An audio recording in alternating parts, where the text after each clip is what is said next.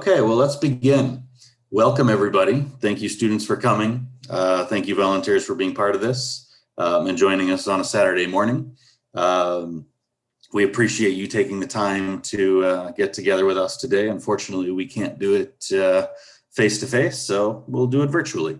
I would like to extend a big thanks to the SAE Southern California team in putting on this event, especially in light of the fact that SAE Southern California has been, quite honestly, changing up the way we do things, right, along with everyone else in 2020. So we're doing a lot of virtual events. We're increasing our virtual presence online, and obviously we're doing this today. So I would like to thank all of the volunteers who have made this possible today, because without them, we couldn't bring this to you. We do have a very interesting event today. We've got some great topics from some people that have some really great experiences on the board. We also have some I think you'll find pretty interesting speakers for our motorsport panel. So stay tuned for that. Should be a pretty interesting ride. So we hope you enjoy it. And I guess as a last bit of a little plug before I hand it over to the folks that organized this event. Obviously, most of you, well, all of you attending here are likely students, and your world is graduation, right? And your choice of SAE event is formula, right? That's why we're here today. It might be some other ones. But we'd like to remind you that SAE doesn't end when you graduate from school. Certainly there are opportunities to stay connected with SAE, to build your career, to network and link into other like-minded individuals that have similar topics and experiences. Career guidance from more senior members of the engineering community, automotive and aerospace. And in general, it's a good way to stay connected with your peers as well. So you can do that certainly through SAESoCal.org if you go to the internet. Also, SAE SoCal has established its own YouTube channel, which actually we're going to be I believe we're actually live on YouTube right now, and we will use that medium to save these events. So please stay connected, check us out. And without further ado, I would like to introduce Mr. Chris Bachman and Ms. Kaylee Zundel. Chris is faculty member of the Mechanical Engineering Department at Cal State LA, and also a member of the Student Activities Committee. Kaylee is the Educational Program Manager, and she's joining us today from Pennsylvania. And Kaylee, I believe you have oversight now over all SAE student activities. So I will hand it over to them. Thank you for joining us today. Awesome. Thanks, Mike. Let me get the slide fired up here. So as Mike mentioned, so I'm Chris Bachman. I'm the faculty advisor for Baja and Formula at Cal State LA. I'm also part of the SAE SoCal board, the Student Activities Committee that's putting this on, and the liaison for Formula and some of the LA-based schools. And today, we're super lucky to have with us Kaylee Zundel, who's running all the SAE events, not just Baja and Formula, but Super Mileage and Snowmobile and Aero. So she's working tirelessly, I can tell you that much. So if you have any questions that come up during this whole process, please share it in the Q&A, not in the chat. And I'm gonna try and take about 10 minutes here to give you a little update of some of the things that I think will be relevant for this year and your teams. And then we'll kind of try and spend the second half answering any questions that you might have about this year. And then we'll get into our F1 panel and the other discussions. So just a brief overview. So I'm going to start, most of the students here are on Baja and Formula that I'm aware of. And so you probably know now that these have been separated into two different events, a knowledge and a validation event. The knowledge event you should have already registered for, hopefully. If not, there's still room. About 180 teams have signed up so far. I just want to point out a couple of key dates and some just key changes in the event. So the knowledge event includes all of the static events that, what we typically call the static events. And they're going to be virtual. and they're not all going to happen at the same time either. So you got to pay attention to the dates a lot this year. So for Baja, you'll also notice the cost has changed this year. There's a cost reduction report where you're going to give 5 concepts on 10 pages with 5 pages of text max that's due in February. And then you're going to have your typical cost report, which this year will include the powertrain. So make sure you note that, which will be due at the end of March. You'll have your business presentation, which will happen in the middle of March. This will be a 10-minute presentation on, you're going to make a company that's going to pitch to the core, which is known as the California Off-Road Enthusiasts. I think that's made up. Kaylee can correct me if I'm wrong, but for kind of making a vehicle for the new Baja off-road racing adventures. So that's the Bora race series. So you're going to be pitching to the core officials about why they should choose your company. In addition to your 10-minute presentation, you're also going to have a 4-page document that's going to be due in February. So keep an eye on that about your company. And there's, as with everything, make sure you're checking the bajasae.net because all this stuff is, going to be updated, I'm sure, throughout the season this year. So so keep your eye on that. So design, typical 150 points. This one's more similar to the 2020 virtual competition. There are slight changes, but it'll kind of in general similar to that. Except for there's no design report due this year. There's only a design review brief, which will be a PowerPoint due at the end of March. And if you intend to go 4-wheel drive this year, there's a thing to turn in for your intent to go 4-wheel drive. So let's look at the validation event. So this will be the in-person, the dynamic events. There's 2. I assume most likely everyone here would sign up for the Baja SAE Arizona event, which will happen towards the end of April. Here, this table on the bottom is kind of working backwards basically from the event. So let's start at the bottom. So November 17th should be a date that your team has on your mind to try and make sure you register for this event. They will then, you have 60 days before the event to pay this year. So watch out for that date so you have a little more flexibility. The big change this year is this kind of plan A, plan B 45 days out. So there's the plan A, which is you would be kind of like your typical Baja dynamic event. And then there's a plan B for what if we have to run a smaller event. And they'll make a decision about a month out, kind of whether we're go, no go on the thing. So this is kind of a quick look at the validation event for Baja. So it would run in waves, 2-day waves for teams. And so this is an example of 2 of the potentially 6 days that the volunteers would work, where the first day would be most of your registration and get through technical inspection. So one reason to point this out is that this year your team needs to be super prepared for tech because you do not have a second day to go through tech. So you want to get your alumni back to do a tech inspection on your car before you go to competition. There will be less teams there, so you will have a chance to go back. But you want to make sure you're not having to do major frame changes or something, because that is going to, most likely knock you out from doing the events on the next day.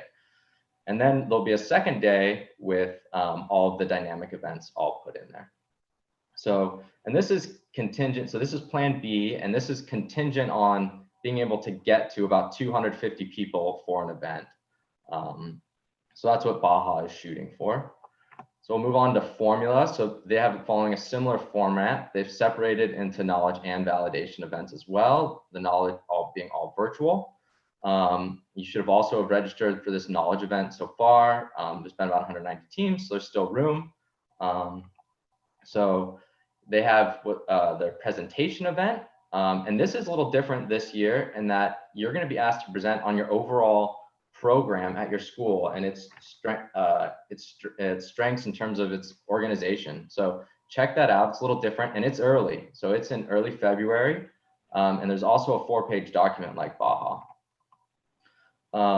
The cost is similar. There's a vehicle cost report. There's engineering drawings, which I believe are new for this. There's the real case scenario, which will all be due in March. And there's also going to be a virtual kind of face-to-face real case scenario, like you would have done at the actual comp in years past. So watch out for those. And then of course you have your design event. So this, most of the formula teams remember, it wasn't scored. It wasn't scored last year, so it'll be scored this year. There's roughly a 15-minute student presentation from your whole team. So you'll have to prioritize what from the year you put into those 15 minutes. And then you'll have 40 minutes where you'll break out to talk to the judges. And you'll notice the formula judges usually do like to have more interaction and more of a discussion than necessarily the Baja judges will. And there's a PowerPoint template, and there's also no report due for this, but there is a design review brief and a spec sheet due in March. So a lot of deadlines for you to watch out for this year, as everything is not necessarily happening all at one time. So again, I assume most of the students are going to be signed up for the California event. So there's two. So this is in mid-June. And similar to the Baja event, they have this November date in November, one day after, to kind of make sure you register.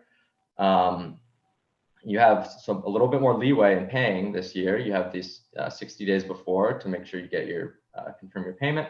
And then they also have a plan A and a plan B that they're going to make a decision on 45 days out. This one right now, I think all of this stuff, as you could have guessed, is very subject to change and is very reliant on the kind of situation of the pandemic. But they're shooting for they want to be able to at least get 500 people on site, and because Formula has electric and IC kind of different sections, it's running a little bit different than Baja, and that on each day they're going to have both registration and tech inspection going on location, and the dynamic events in two different spots. And so you're going to go day one, you'll be in the tech, and then your next day you'll be at the dynamics. So there'll be a little bit of overlap in the Formula event. So right now, if you have any questions to put in the Q&A, I'll throw those in there, and Kaylee or I'll try to answer them. Just kind of a quick plug to, I think this year there's a lot of time to do design, and so watch some more about vehicles. And so plug to the kind of the earlier thing that Mike mentioned. So there's an SAE SoCal YouTube channel, which is going to host this video if you need to share it with your team. It also had some great content earlier about Formula Drift, about Andy Frank, the godfather of plug-in hybrids, got interviewed. He's from Pasadena, and stuff about the shadow car. So I've been watching that. Justin Jang, so also in the SoCal, part of the SoCal board, has been along with other FSAE design judges. I see a lot from Chris Warren and Skidder Yeager on articles from design judges. So I learn a lot every time I read one of those. So I think that's something to check out. And then Juan Cortez and Reggie Lau, who are kind of spearheading this event, they also host a podcast, as well as the design videos on their YouTube channel. So just some stuff to look out for. And if you have any questions in the future, my email's down at the bottom, so don't hesitate to reach out to me. So now I'll open it up to kind of Q&A, and Kaylee, and if you want to say just a few words, or if there's anything that I missed, feel free to jump in there. Yeah, no, sure. Hello, everyone. Thank you for having me today. No, I think you did a great job. I think you covered pretty much everything we have knowledge of as to date. As you mentioned, everything this year is going to be fluid as far as the planning and preparations, because things are constantly changing every day as far as the COVID restrictions and what's happening there. Everything from the venue use to volunteers and sponsors, availability of travel, and even, most importantly, the student teams. So I do see some questions starting. So do you want me to go ahead and jump into those? Yeah, go ahead, jump right in. And there was an SAE Aero design person here that I wasn't aware of. So there is. So Ryan, Yeah, so Ryan Reynolds, he is our, well, he's part of our organizing committee, rules committee, and he is our West Coast organizer. So he is online today too. So if there are any questions, feel free to put those into the Q&A section as well. So I'll just go ahead and get kick off here. So first question up is, when do we expect to have the final decision about the location for the California validation event? And the second question kind of goes along with that, I think, as far as the locations not being impacted. So Auto Club Speedway is definitely something we are working on. I am in touch almost weekly with the managing director there. Unfortunately, when he doesn't have information to share with me as far as what NASCAR's plans are yet, as far as when construction is going to start taking place. And until he has that data, I am continuing to plan moving forward using Auto Club Speedway. Right now, the plan is to utilize both inside and outside of the venue. As John had mentioned, we are going to run in these waves. With the reason Formula we can do that versus the Baja events is because the venues that we use are so large. With the NASCAR, with them being NASCAR tracks, they have natural barriers, and so we can actually, as long as the social gathering sizes allow for that increased size, we can actually operate in two complete separate areas of the competition venue, allowing for that. We are looking at alternative locations, trying to keep it in California for the West Coast event. So we do have a couple in mind that we are working with as those alternative plans. My goal, I would love to have is, you know, by January, we have an idea, but really with everything pending and relying on NASCAR to tell us what's happening with the Auto Club Speedway, we're kind of at their mercy. So we will continue to plan for Auto Club Speedway with having that backup. So hopefully that answers the question. Let's see, for the next one, for the dynamic events, at least for Formula SAE, is it planned to still do all dynamic events? Yes. So we are planning to still operate all 4 of those dynamic events. Nothing will change with that. There was another question for the Formula dynamic events. They're asking about, there's a total limit per day at the event. Does that affect how many team members can go to these events on the dynamic day? Yes, so the team limit size doesn't change whether it's from registration tech day to dynamic day. And that is all going to be dependent on what the social gathering sizes are for the venues. For instance, right now, where Michigan International Speedway, the current gathering size is still 1,000 people, whereas California, I think you're like less than 50. So we're at the mercy of what the states, the local government, as well as the venues impose on us, which is why we're trying to have the alternate backup plans. I'll throw one more in there where we got some time. I know some of the SoCal students, they can be stressed about, whether they're getting into their lab, whether they're building or not. Is there what's kind of the discussion among the judges in terms of how are they going to be able to judge, compare teams who got a chance to build and test to maybe teams that don't? What's kind of the sense on that this year? Yeah, so I mean, obviously the build definitely aids in your ability to be judged from the judges, but I think one of the misconceptions that is out there that students don't understand maybe so much is that the judges are looking at the vehicle. That's obviously something that's very obvious, but they're more looking and evaluating you as the student member on your knowledge, your ability to answer the questions, your ability to defend why you chose to go one route versus another route, testing, the validation, whether it's simulation or real data. As long as you have that information, that's what they want to see, and that's what they want to see you be able to defend. So I think it's okay, team shouldn't stress if you're not able to finish building the car, as long as you're doing everything else you can do as far as, whether it's, hand calculations to, virtual simulation software. As long as you can provide all that data and validate it as far as why you chose that decision, I think you'll be fine.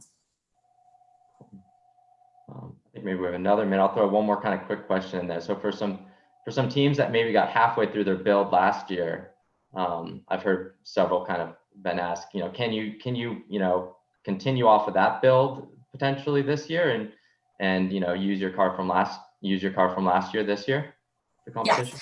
Yeah, so we actually posted that, I think, maybe back in May, June timeframe, that we were going to allow students to compete in 2021 with their 2020 vehicles. So we have not changed anything about that announcement. So that still holds true. Cool. All right. Kaylee, I think we got through the questions. There was a couple of suggestions for locations. I know Dean has been in discussions about potential other locations in the future, but we super appreciate you coming out and spending your Saturday morning with us. Saturday afternoon. yeah, out in Pennsylvania, right? Yeah, that's right. No, I appreciate it. I'm glad you guys were able to invite me and I was able to make this happen. So thanks.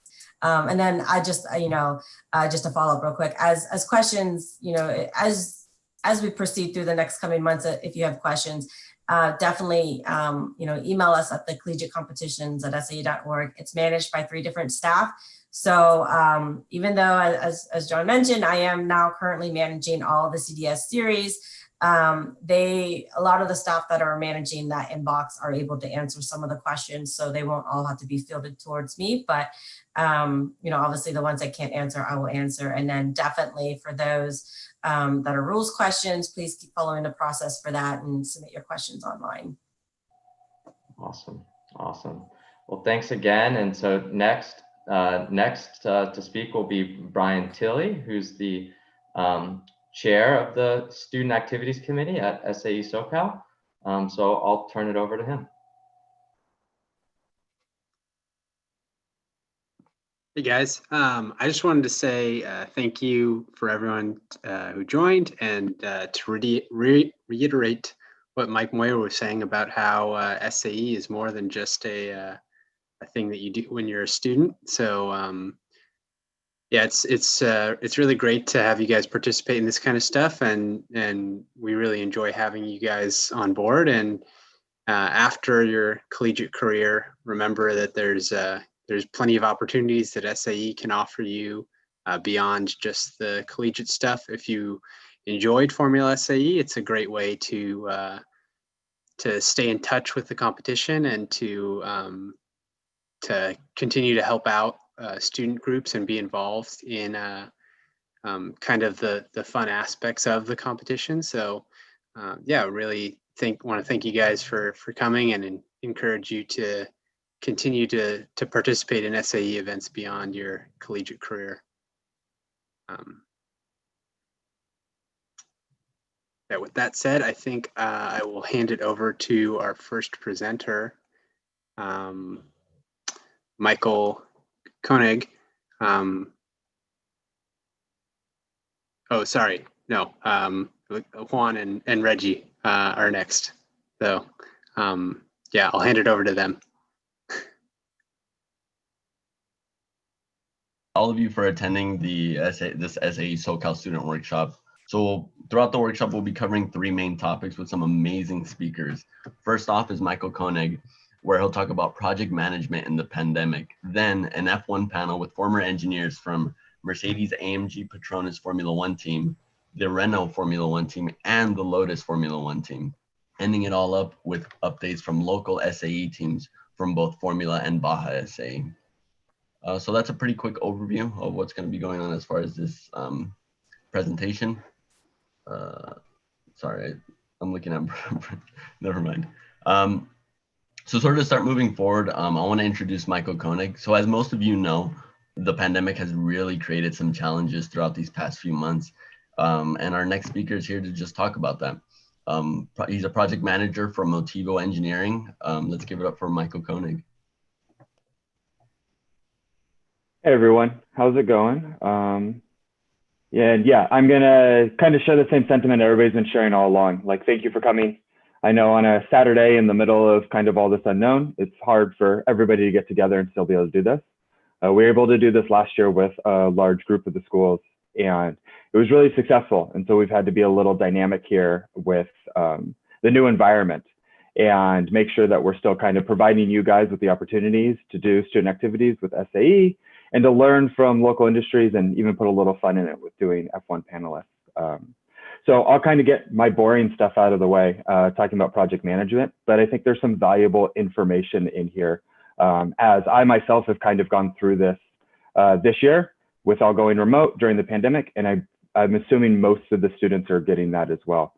So I'm going to go ahead and go through my presentation. If you do have questions, feel free to throw them in the Q&A, and I'll kind of leave room at the end to answer those as we go. All right. So a little bit about what I'm going to show today. So basically, what I'm going to be talking about is when your plan gets put into the wall. You know, we've all seen the races where you think you have your car all perfectly set up, and then you get one lap in and somebody stuffs it into a tire wall, and the driver just goes, sorry. So this is kind of that type of scenario, but in real life. And so we're going to be talking about how to successfully manage a project during a pandemic. And I think this also carries over to other situations. It doesn't always have to be a pandemic. Sometimes resources change as the years goes on. Sometimes the number of students you have. So being dynamic is going to be really critical. So a little rundown about who I am. I have a very widespread experience in my career. I'm actually, if you want to count them up that way, I'm on my third career now. But I think everything kind of summarizes into this. Throughout my professional career, I've been a leader of teams, kind of manager of project, and a driver of a few different things, which you'll kind of see as we go. So I actually started my career coming out of high school, decided to start making money right away, ended up managing fine dining restaurants in the Napa Valley and in the Seattle area. But it was interesting to already have that engineering spin. One of my main focus and where kind of came my specialty was opening up new restaurants and getting struggling restaurants up and going by looking at their operations and processes. So I used to tell everybody I was basically engineering the restaurant experience. And so looking at the way different situations impact the customer experience and how food comes through and certain food needs to be there. It's actually, there's a lot going on in the background at a lot of good restaurants that you don't see. And even them themselves this year are having to adjust and figure out how their operations are going to work to stay successful. While doing that, I actually became a race mechanic. I did a year at the time it was called Jim Russell at Sonoma Raceway. It's a year technician and driving program. I was actually part of the team that built the current Formula 3 cars they use for the driver training. So we were handed a bunch of Lola Formula 3 carbon fiber tubs and then a bunch of Mitsubishi 4G63 engines, and we're told, make this work. And so kind of throughout the year as students and then as instructors, we learned to be super dynamic on that process. And I got a ton of experience there, ton of seat time, and kind of opened up some different avenues for me as I went. So then I actually took that and went on to become a driving instructor for about 5 years. And I worked for a company that would travel the country with a fleet of exotic cars. And people would pay for seat time. And so I'd work one-on-one with them as driving instructor, on track, on road. And then we also used to do 200-mile-per-hour events where we'd rent out the airport and just get these things ripping down the runway as quickly as possible. Then I decided about 7 years ago to go back to school. I went to Western Washington University in Bellingham, Washington, about 70 miles north of Seattle. Got my degree in basically automotive engineering. But while there, I got involved in Formula SAE, became the project manager, the team captain of WW Racing. And we took a couple cars successfully to comp when the team hadn't been able to do that in a couple years. So we really revamped what the team was, adjusted what our game plan was, and kind of set up that foundation. And that's actually where I met Dean, who got me involved in Motivo, where we're going to talk about next. So what do I do now? Now I'm a product manager at Motivo Engineering in Gardena, down here in SoCal.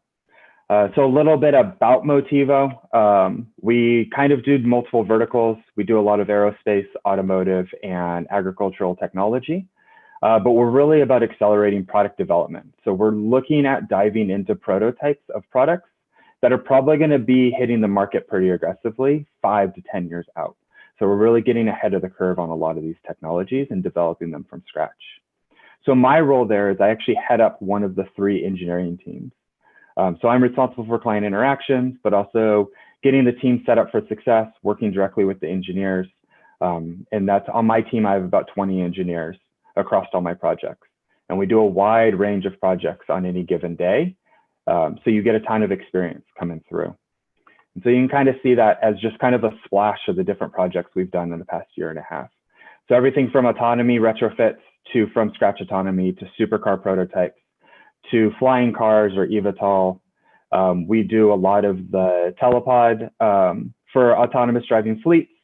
The picture you'll see right there in the middle is actually a prototype from scratch battery for an electric plane that's big enough to pick up cargo ship containers. We do a lot of artificial intelligence, kind of the full gambit. Anything electromechanical, we really jump into. And like I said, it's kind of on that first wave. So we're getting customers set up for taking it from idea to realization so that they can take it product to market. So what changed this year for Motivo? Motivo has always been really big on let's all be collaborative, let's all work in the same space. Our office used to be just one big room where everybody's desk was set up. And the idea there is even if somebody wasn't working on your project, they might have an idea. You might run into an issue and you could literally just stand up and be like, I have an issue, help. And 5 people are right there ready to help you. You can go out to the projects you're working on and you can run tests and you can bounce questions off the more senior members. And the PM team is seeing the struggles and can communicate those to the clients. You're getting phone calls directly from the clients on their concerns or what they're seeing as successes. You could feed that directly to the team. So it's a very fast, very active, very dynamic environment. And we saw a lot of successes for that, a lot of knowledge overlap, a lot of handoff. And then COVID hit this year. And COVID hit really aggressively in Southern California. And so back in March, Motivo made the decision to go full remote, which is a hard decision to make. We are 75% hands-on in the shop manufacturing parts for our company. And now we're telling everybody to go home and work from a computer. So we had to be super dynamic. We didn't have a use case for this. We didn't have a business model for this. We just had to do it and commit to it and really work through those struggles. So that's kind of where my experience in this is going to come from, some of the insight. A lot of the insight I'm going to talk about isn't necessarily valid for everything. I think I've done a good job of paring it down that's making most of it relevant for what the Formula SAE or the Baja teams are going through right now. But you're also going to see this wave change in the workforce. As you go apply for jobs, I wouldn't be surprised if you start to get more questions about how did you adapt to being remote? I think a lot of employees and recruiters are going to want to understand how students coming in are going to be able to adapt to this change. Because I think everybody sees the potential even now as things start to open up that they could very easily get shut down again. And hiring young students who are ready to make those changes and ready to adapt because they've done it before, I think is going to show a ton of value to companies going forward. So how is this relevant to this group here? How are you going to manage your project now? It's kind of what we're going to dive into here. I think a lot of teams are successful on legacy knowledge. You get handed down information from your alumni. You have technical documents from previous years. Most of the time you have an older car that you can go to and be like, yep, we did it that way, that way, and that way. And it was good. And we did these 3 things and they broke and we're not going to do that again. A lot of teams don't have those capabilities anymore. A lot of teams aren't even able to get into the shop. And a lot of teams who are used to being in a single room all together, working on CAD and working on design documents and coming up with a plan together, are now having to do it from their bedrooms, their living rooms, from their home office as individual screens on the computer and trying to work it out. So I wanted to kind of talk about some of the ways that you can do it. So one of the first things I really want to dive into is how to get into this project. I know it's a few months in already, but I think a lot of teams are still struggling with what do we do now? Where do we stand? How do we become successful? I'm currently advising a lot of teams individually, and we're seeing that trend across all of them, that they're already feeling like they're behind, but they're not 100% sure what they're actually behind on because they don't know where they should be at this point for the situation. So a few things that I would say is do a reset across the team. Take a step back and take a breath and realize like this is new, this is unique. we don't know how to do this. We're going to have to build a plan from scratch. And I think if you come to terms with that, it allows you to kind of free up your mind to see what the opportunities are and see what the options are. If you get stuck in the, we don't know how to do this constantly, you're just always going to look at, we can't pull this off. Taking a step back, getting everybody on the same page. And it's like, okay, this is where we are. We accept it. And now we're going to move forward, I think is what's really important. Also, understand you're not the only ones. I know everybody tends to get siloed in their SAE teams, but this is across the entire globe. This is not unique to your school. This is not unique to SoCal. This is not unique to the West Coast. It's not unique to the United States. Across the world, teams are struggling with this. So understand that. Understand that if you slip up, you're not the only one slipping up. Understand if you feel like this is really hard, you're not the only ones that feel like this is really hard. Also understand all the adults that are out there in industry doing this are dealing with this exact same struggle, and they're trying to work it out just as much. And they have career experience that you guys don't have the access to yet because you haven't gone through it. So give yourselves a little bit of break, and also understand that you're not in this alone. Like the entire SAE community is kind of in this together. And then the next thing I would encourage teams to do is come together as a team.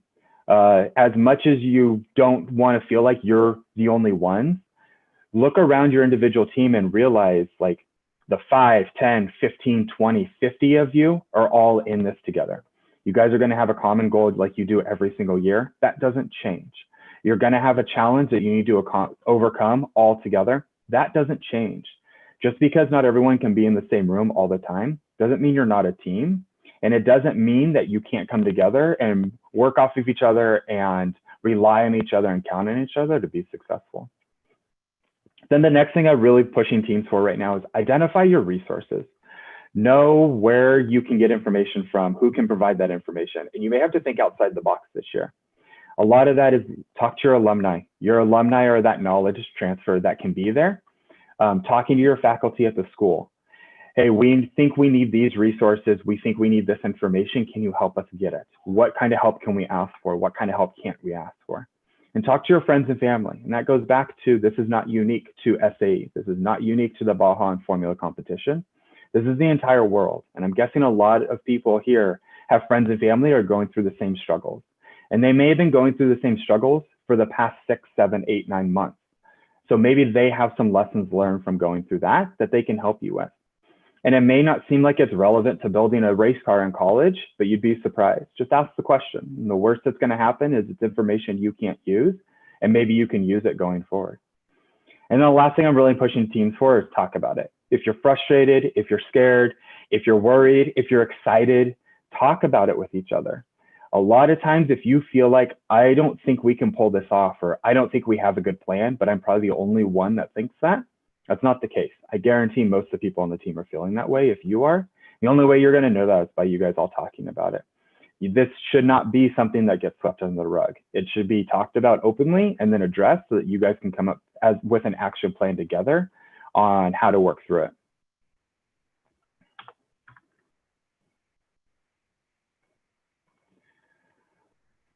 All right. So one of the biggest things that is probably going to change for most teams is how you communicate.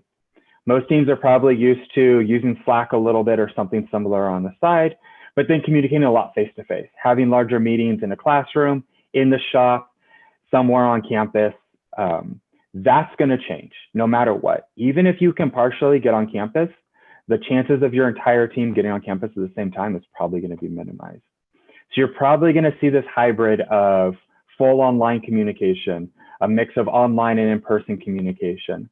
You know, one of the big struggles I see teams have to deal with is half their team can get on campus, and so they set up a meeting, they're all in the classroom, and nobody starts the Zoom call because the other half of the team that has to be remote because they can't get on campus isn't there, and you just don't think about it. So taking that step on how you're going to use communication is super important.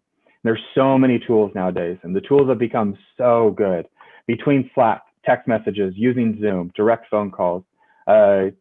Google has kind of integrated all of their communication tools with Google Hangouts and then using email.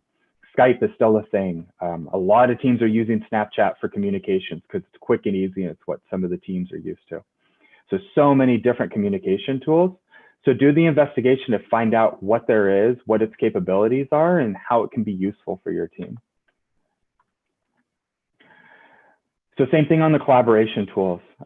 Everybody's got to work together. You guys are building one car, one CAD design. You got to figure out how you're going to work all these things out together. So starting to look at some of the collaboration tools that maybe your team hasn't looked at in the past. Guessing most teams are used to just scribbling on a whiteboard. You take a picture and you move on. But now that's not an option again. And so figuring out how you're going to be able to brainstorm and bounce ideas off each other and come up with new ideas and collaborate in real time, there's tools set up specifically for that.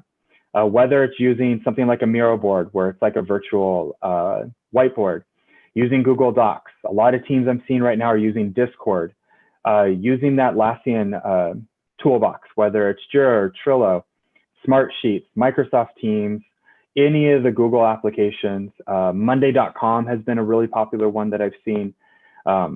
These tools are just kind of opening up. A lot of them are cloud-based, where anybody from anywhere can jump into them and add value. You can add them to conversations, add them to video calls. And then the nice thing is you can take that information and quickly store it.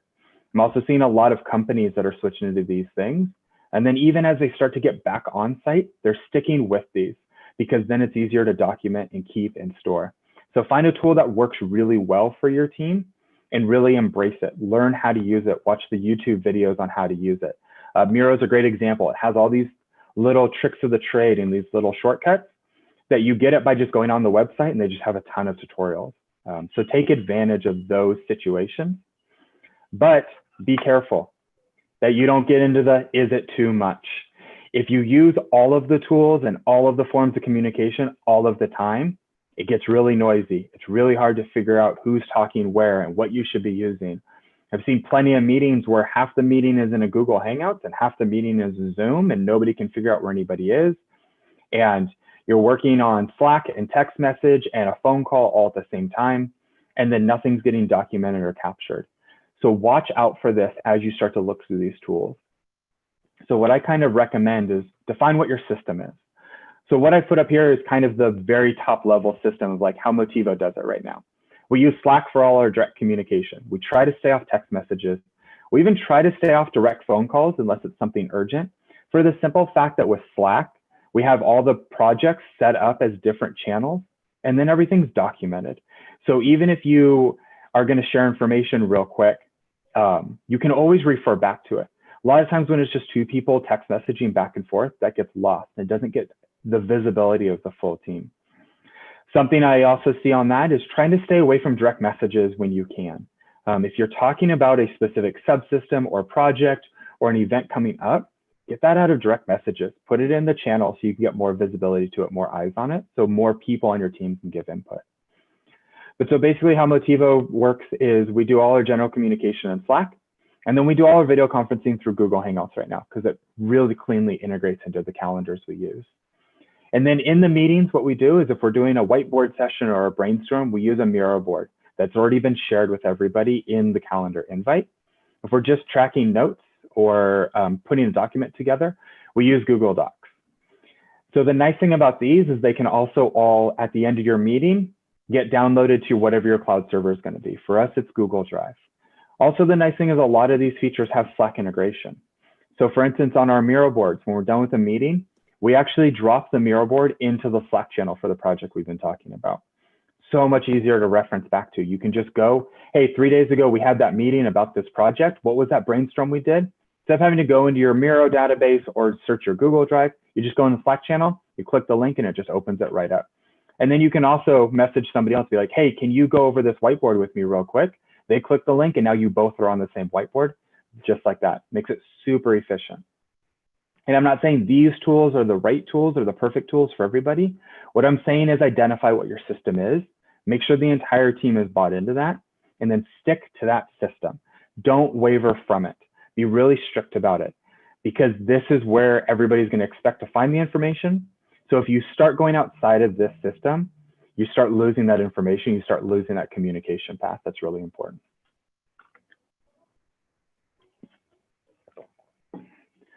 So one of the first things I'm telling teams right now is Look at making a plan. That's what you do every single year for Formula or for Baja is you make a plan.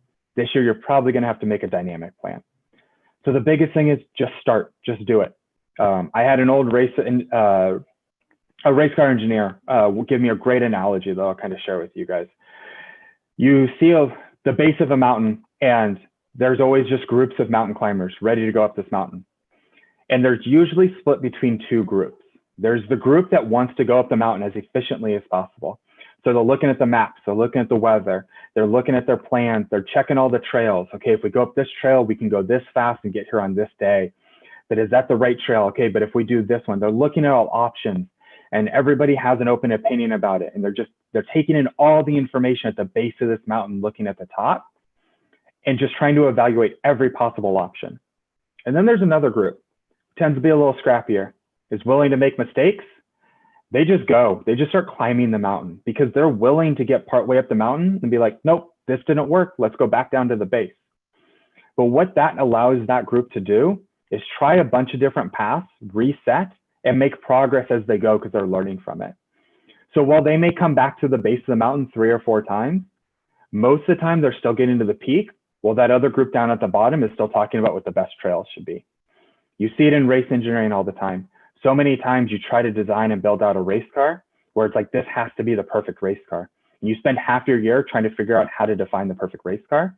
Well, the teams that make it to comp are the ones that just build a race car. And so take that consideration in building your plan for this year. It's so unknown and there's no real information to base it off of. So just pick something, just start, just do something. And admit from the beginning, we're probably going to get this wrong and we may have to reset, and that's fine. But if you can admit that from the beginning and then work from there, it allows you to make progress, because doing 2 steps forward, 1 step back gets you so much farther than taking no steps at all. Start by building a timeline. Every year, Formula and Baja teams are given this great thing. It's called comp with dates. It starts your timeline. Start at comp, work backwards. We did a good job of laying out all the different dates that are different gateways and milestones for competition leading up to it. Start dropping those into a timeline and then start filling in the gaps on where you need to be in between. Work backwards from there. And then understand that you're going to have to replan. Replan once a month, once a week, once a day maybe. Understand that that replan is going to have to happen. So make sure that your timeline and your plan can be dynamic and it's quick to do so. You know, whether that's doing a smart sheet or it's just doing a Gantt chart, however works for your team, just make sure you get a plan laid out there and you're willing to change it. Have realistic milestones. If you know you can't get into the shop to even start building your car until March, don't expect yourself to get 10 test days out there. If you have no idea when you're going to get in the shop, understand that and build your timeline based on that known information. If you're in the shop now, great. Start laying out your milestones, but understand that if they drop out, know which ones can and can't drop out. Make sure it's realistic. Because if you don't set realistic milestones, especially this year, once you start missing them, it's going to get really frustrating. So make sure you're putting milestones in there that you know you can hit so that you're seeing those successes as you go. Make sure you're very clear about defining roles and responsibilities. A lot of unknowns are there. A lot of people are going to be new on the team and don't know how this works. Make sure it's clear what everybody's role is on the team, what they're responsible, what they're responsible for, and how they can help execute to the success of the team. Assign leads to subsystems. I think that's a common practice across most teams. It's really important this year. It gives people that ownership. It gives people that direction. This may be the year where you want to look at having subsystem leads or subsystem leads. As much ownership as you can give people right now is going to be so important to keep them focused and motivated. Going back to what I was talking about, understand your current resources and understand how they could change. If you have shop access today, that does not mean you will have shop access tomorrow. If you have CAD access today, that does not mean you will have CAD access tomorrow. So be aware that those resources are just as dynamic as anything else and be willing to plan around them. Understand, what if we get more access? What if we get less access? What if we get more money? What if we get less money? Understand what those impacts are going to be to your team and to your timeline. And then the biggest thing, look for roadblocks before they become actual roadblocks. As a driving instructor, And it doesn't matter if it's somebody's first time in a race car, or, I mean, I actually hear it with the Mercedes engineers say it all the time to even Lewis Hamilton and the top drivers in Formula One. Get your eyes up. Drivers have a tendency when it gets really chaotic to start to get their eyes closer and closer to the front of the car. And that's what's happening here. So make sure you're getting your eyes up. Make sure you're looking out in the forecast. Understand what your goals are and how they're changing. See issues coming at you before they actually become issues. That'll give you enough time to adjust and adapt, and then they won't become roadblocks anymore. They might just become speed bumps that take a little bit of work to get over. A big thing you're going to see is motivation. It's been a big issue across all industries this year. Everybody's been siloed into their houses. You can't go outside sometimes. You're not sure what your purpose for your team is. This is a big deal. So start to think of ways to build around this, starting to build out team camaraderie, including new members. New members are really going to struggle with getting integrated to a team when everybody can't be in the same place at the same time. So think about your strategies on how to do that. Establish what the team's trying to achieve. Are you trying to build a car this year? Are you trying to make sure you have the best CAD possible this year? Do you want to make sure you knock business presentation out of the water?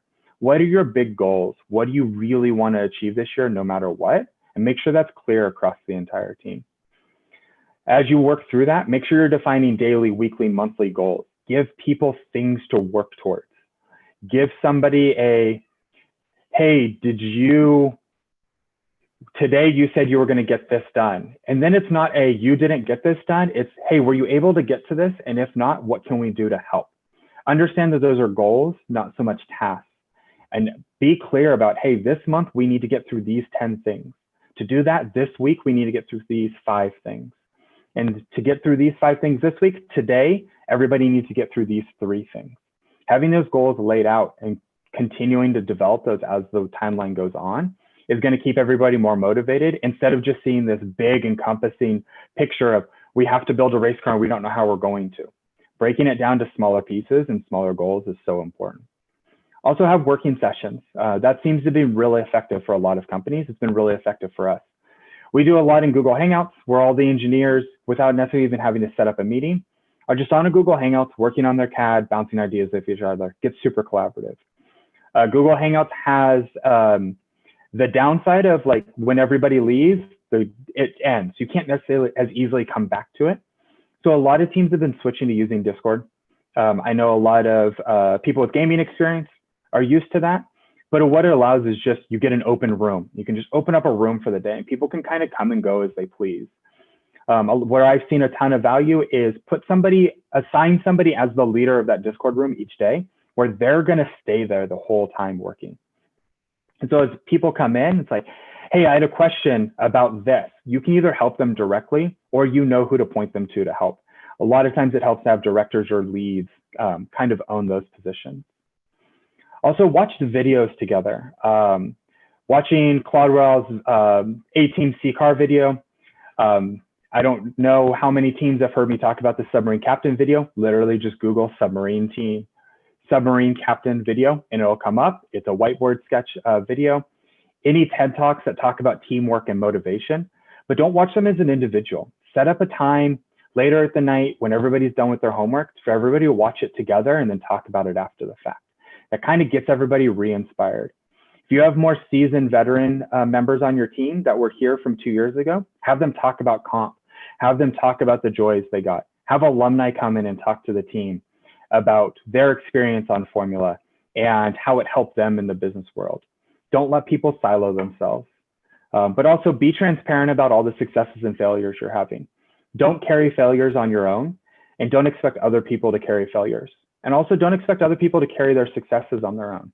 Those should be shared across the team and talked about, so that if you see one person be successful, it should motivate others to want to feel that. But also if you see one person that feels like they're failing at something, there's going to be more people in that room that are feeling that same way. And now you're going to all lean on each other for that. And that leads to having empathy for each other, care about each other.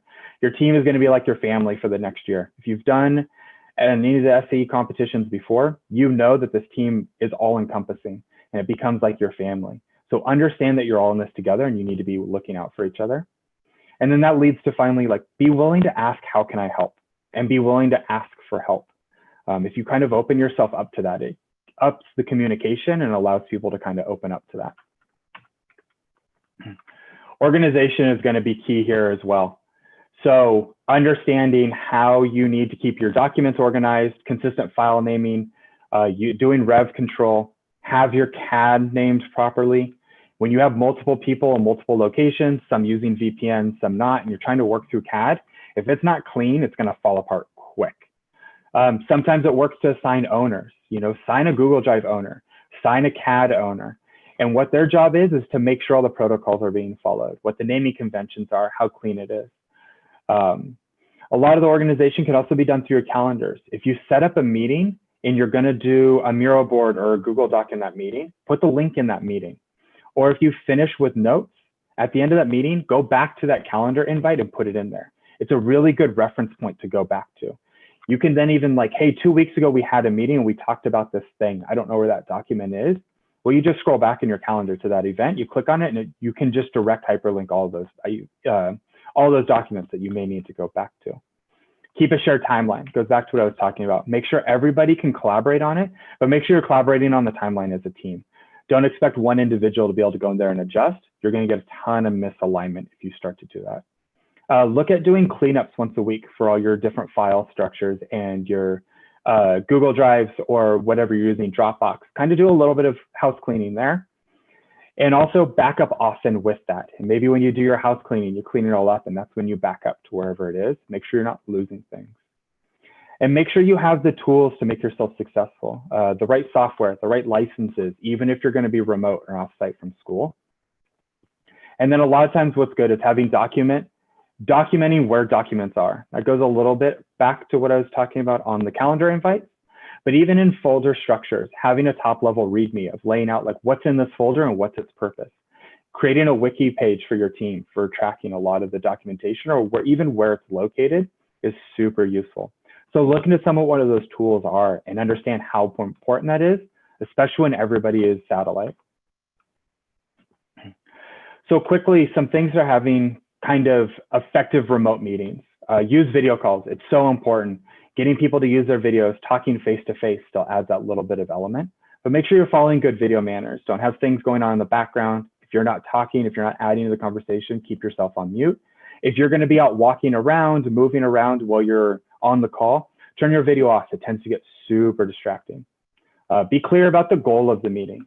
At Motiva, we start every single meeting in person or online with the purpose of this meeting is. Make it very clear what the expectations of the meeting are and where you need the outcomes to be. Make sure the right people are in the meeting.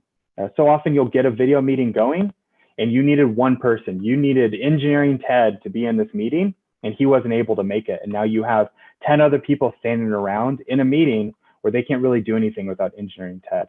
So make sure you have all the right people in there. Try to minimize your meetings as I'm making this really drawn out.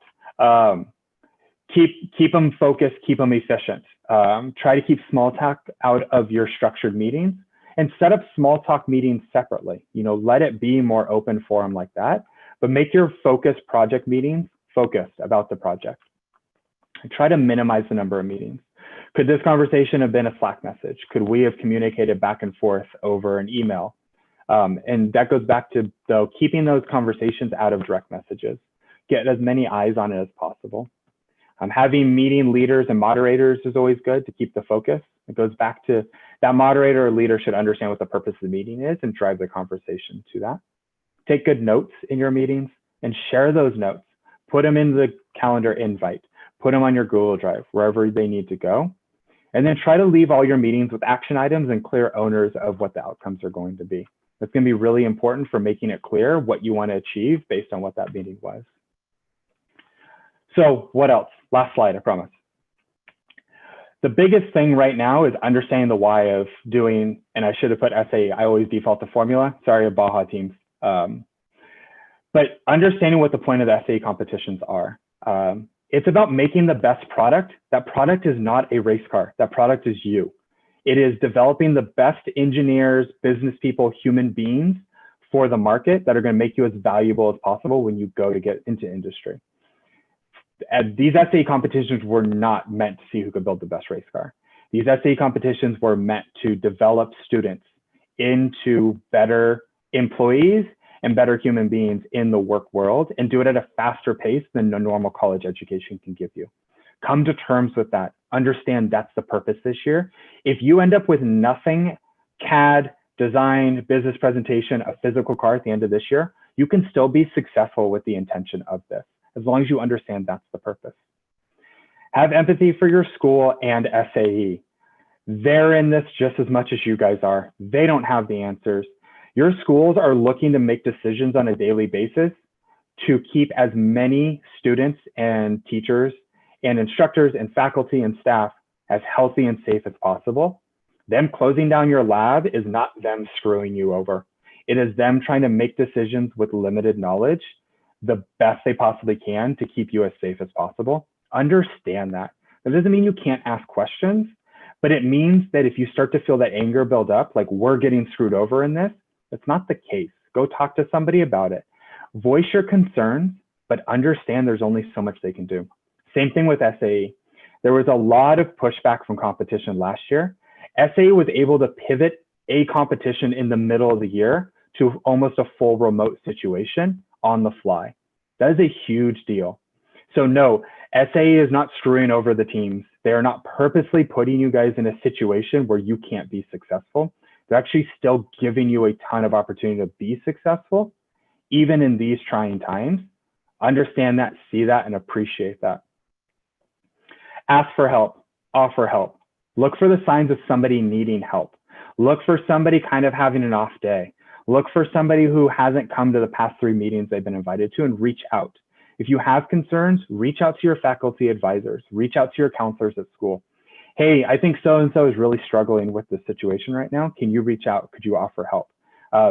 Walk yourself away from being a teammate to being a friend. See how you can help. Take a break, go for a walk, go for a drive. It's really easy to stand in front of a computer doing schoolwork and CAD work and teamwork for 10, 11, 12, 15, 16 hours at a time. And this goes all the way through industry right now. Force yourself to take a break, walk away. It'll be good for you. Build study groups, box out time for school. Don't let school fall off because your SAE team has suddenly gotten a lot harder. Stay still focused on your schoolwork, still get through it. That's still so important not to let that fall through. And then understand this is new for everyone. Find the wins in this. See the struggle, understand what the challenge is, treat it like an engineering challenge. It's just a new problem. You have to find the solution to it. But the biggest thing I'm seeing is learn how to tell your story. This goes back to when you go to do an interview, people are going to ask you how you got through this struggle. Make sure you understand how you as an individual and how you contributed to the team,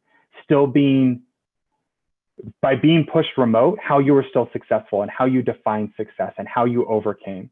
Overcoming struggle is one of the biggest attributes that employers and recruiters are going to be looking for. So make sure you can tell your story and make sure you're seeing the value that is provided this year and what that's adding to your growth kind of going into industry. Look for those opportunities, take notes of them, put them in your resumes, put them in your portfolios, and be willing to talk about them in your interviews. And so that's kind of all I have. So I can open it up to questions. I think I went over my time a little bit. I think we have about 10 to 15 more minutes for questions. So if there are questions, throw them in the Q&A and I'll start to kind of roll through them. So the first question is, what did I design on the Formula SAE team? So before I became the project manager and the team captain, I did ergonomics. And so I did, with my driver instructor and racing experience, I focused a lot on driver inputs. Did pedal designs, steering controls, a lot of the ergonomics of the car itself, how to increase the comfort of the driver, how to make them more efficient, how to get their seating position so they can get their eyes up. So my biggest design elements on that team were on the ergonomics side. So the next question is, what are some steps that new members can take to be more integrated into the team? Push to be in more meetings. Ask, are there meetings that I can come into? I'm actually advising a team right now that I realized was only doing leads meetings. Every week they were doing leads meetings. And I asked, but when are your general members getting information? And it was like, oh, they haven't. We actually haven't talked to them the past 3 weeks. No. Open it up. Even if you guys are going to set the parameters of this is a leads meetings, we need to talk about the direction of the team and the direction of your subsystems, let everybody come in. You can set it up like Zoom, like this, where there's attendees and only certain people can talk. But then also do general meetings where newer members can come in and ask questions. And meetings don't always have to be about this year. Have people come in and talk. My team has alumni come in all the time and talk to newer members. So look for those opportunities. And so new members should try to lean in, don't give up, but also the existing team needs to be better about embracing new members. So make sure you're providing those opportunities. Next question was, what suggestions do you have for onboarding new members before and after pandemics? How can you foster the most interest and knowledge considering the limited bandwidth of lead members? Use your alumni. Your alumni were on the team. Your alumni were new members at one point. We've been through it. Have them come in and talk to new members. Have faculty advisors come in and talk to new members. I know it's a huge struggle with as busy as leads and directors are for them to take on integrating new members. Outsource, bring in your alumni. I guarantee all alumni are more than happy to come in and talk about how great their experience was and how important they were to the team and how they came in so young and added value right off the bat. That's what new members need to hear. So be willing to set those up, pull alumni in, or find maybe not leads, but somebody who's been on the team for a couple years, but hasn't stepped into that high critical role yet. Have them own new members, have them look for those opportunities. How do you transfer information from one year to another when you're on Formula SAE or even Baja? This is not unique to this year. That's a struggle for every single team. And that goes back to what I was talking about. Have that structure. Understand what information you need to capture from year to year. Make sure it's documented properly. So the ways I've set it up for the WW Racing team is we do a few things. We're clear about documenting throughout the year. We do engineering design docs. When we do events, we take notes, we capture all those, and then we have a file structure that is relevant to each car, so you can always reference what year that was. At the end of the year, we also try to do a debrief, where before you move on from the team, you basically do this huge journal entry. And it's just a brain dump of everything you went through this year, what you learned about the team, critical information. And then finally, what we do is we've set up a really strong alumni network. The expectation for our team is once you graduate, you come to what we call the board of alumni. And what that allows the team to do is get quick, direct access to alumni knowledge from the past few years. And we've even seen something as like, oh, I need to update the website. Nobody ever wrote down what the password was for it. Oh, I can just send a message on the Slack channel for the alumni and ask, hey, whoever owned the website last year, can you give me what the password is? So setting up that knowledge transfer is really important. What are some of your favorite ways to transfer knowledge from year to year? So kind of the same question I just talked about. Right now, our team has the ability to work on campus. About half our members are working on campus, but the other half have opted out and are working online only. What advice do you give for this situation? Embrace it. Understand what it is. It goes back to, if you're doing an on-site meeting, you have to set up a Google Meet or a Zoom for that as well. Make sure you have that meeting in a place where people can call into it. Make sure you're set up in a room that has decent acoustics and a good microphone so that everything can be shared. Make sure the people that are calling in, their voice can be heard just as much as anybody in the room. You have to deal with this split. This is one of those, it's a roadblock. If you address it, you can turn it into a speed bump. It's gonna be inconvenient. It's gonna be a pain in the ass. Just accept it and then work out what that system is for doing it. Make sure you're doing the knowledge transfer back and forth. And that's why it's so important. If half your team is on site, and you guys have a 30-minute conversation just in real time, try to take quick notes from that or have somebody be like, hey, can you post up about that in the Slack channel for the project or the subsystem? Make sure you understand, hey, part of our team that's adding value to this isn't here right now. We need to get information to them. How do you manage revisions between sections and subsections when not on shared networks to make sure everyone is on the correct revision? That's a struggle. It's a huge, huge struggle. That's why I always think it's important to have an owner. One way I've seen do revision control in that situation is that CAD owner is posting on whatever the CAD Slack channel or whatever it is every day. This is the revision we're on. Everybody should be working from this revision. And then at the end of the night or the end of every other night, they're going back into the CAD to make sure everything's brought back together and everything's on the same rev. And if there's any conflicts, they're calling them out so they can be quickly addressed. I think in that situation, having a clear owner of that responsibility is super, super important. Looks like we have a couple more. I'm going to go for just a few more minutes. If you have any last minute questions, throw them up and I'll try to get to them. Would you be interested in making an episode with Cal State LA's Baja SAE podcast? Yeah, absolutely. I'm always happy to do talks with teams. I advise at the moment about 6 different teams across the nation, and I'm always happy to talk about SAE and Formula SAE and my experience, and even my experience now in industry and kind of how you get there.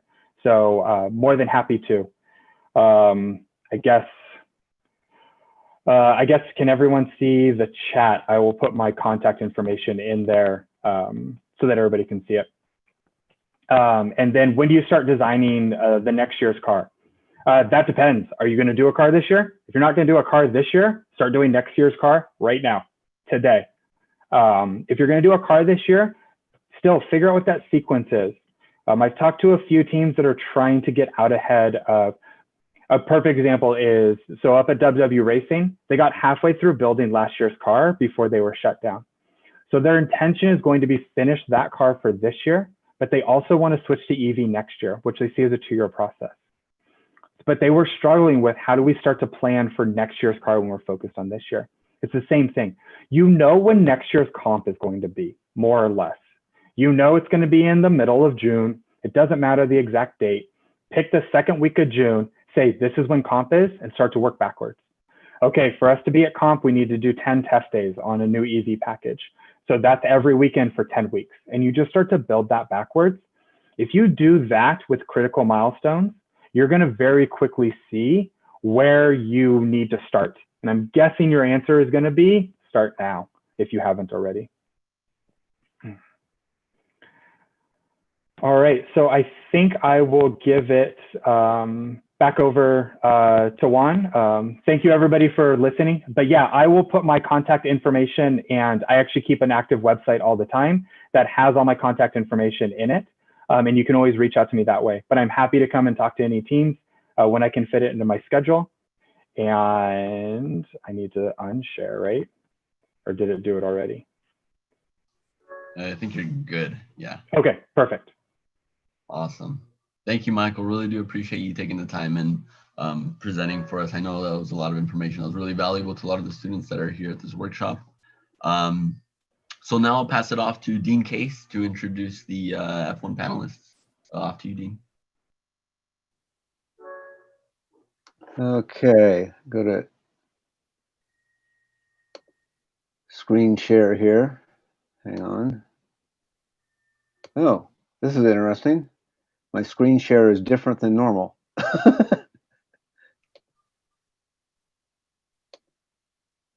Okay. Can everyone hear me? And let me see if I get the screen share to work. I want to show a couple little slides.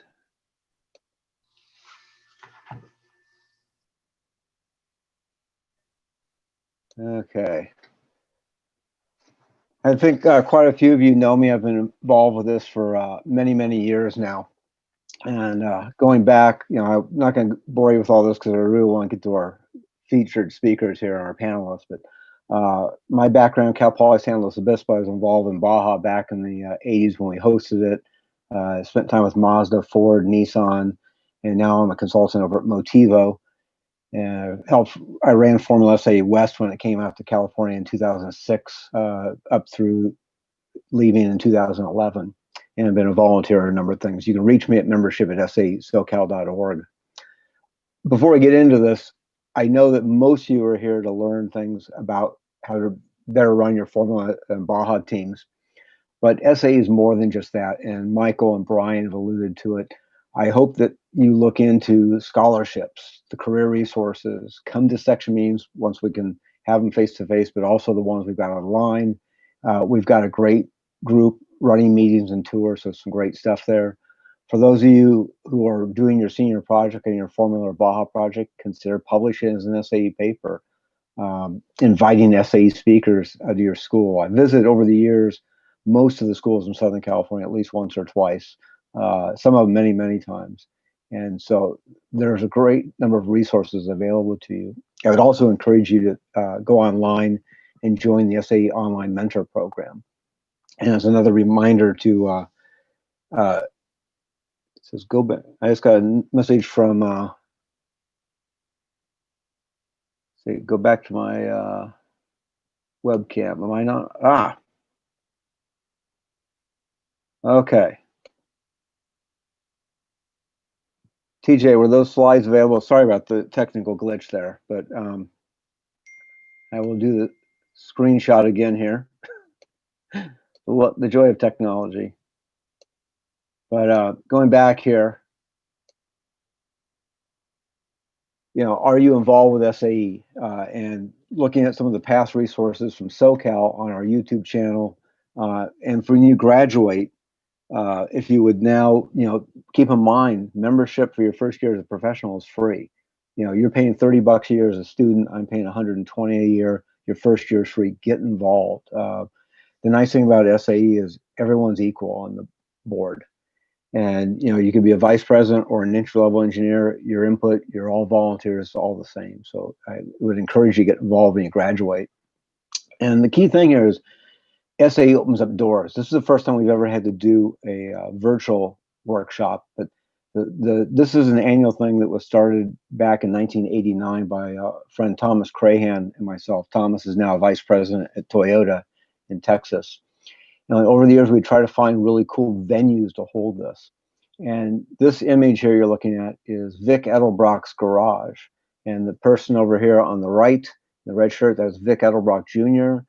He sadly passed away a couple of years ago, but this was his personal car collection, not open to the public. But via SAE, we just said, hey, Vic, we'd like to bring in about 100 students. Could we do that? And he said, sure. And so we got a rare opportunity to have him share some wisdom of hot rodding, as well as bring in a bunch of outside experts and talk about Formula SAE in Baja.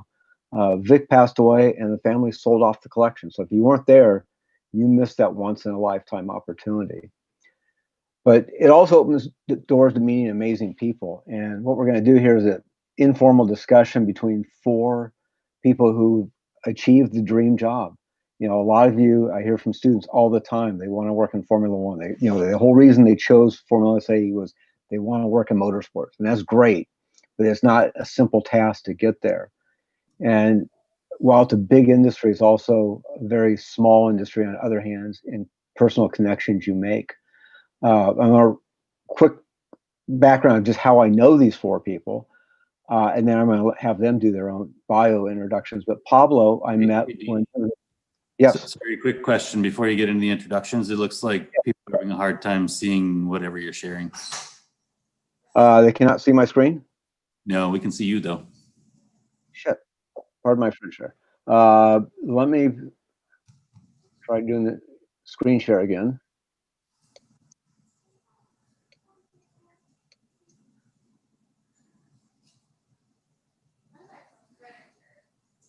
Screen share is not working, it looks like.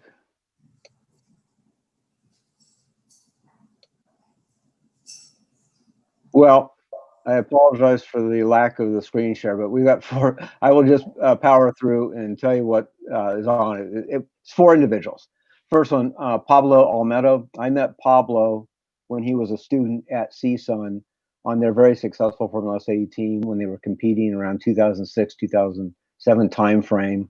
He went on to Swift and then over to Europe for his Formula One adventure. The second person, Gabriel Elias. Gabe was introduced to me from 2 different people. Small world, I've worked with Gabe's dad, who is an automotive journalist and photographer. Small world number 3, Sergio Gonzalez, who's going to be speaking. Sergio is currently working at Faraday Future, which is in the old Nissan R&D building where I used to work. And then last, calling in from the UK is Sabra Cook. I met Sabra when she was still in high school, and when I was working with Mazda Motorsports, I worked with a lot of young race drivers who all said, yeah, I want to get into Formula One, and I'd like to do it as a driver or as an engineer. and most of them end up going to college and changing majors after one semester because the math was beyond what they were capable of. And you think about demanding schedules. If you're trying to race, you're missing a lot of classes. So the fact that Saba was able to finish and complete your engineering degree, I thought was extremely impressive. And she's got a great adventure of earning the Infinity Scholarship. So if we can pull up all four on screen, if we can do that as a gallery. So we've got Pablo, Sergio, Gabe, and Sabra. Can we put all four, TJ, up on screen?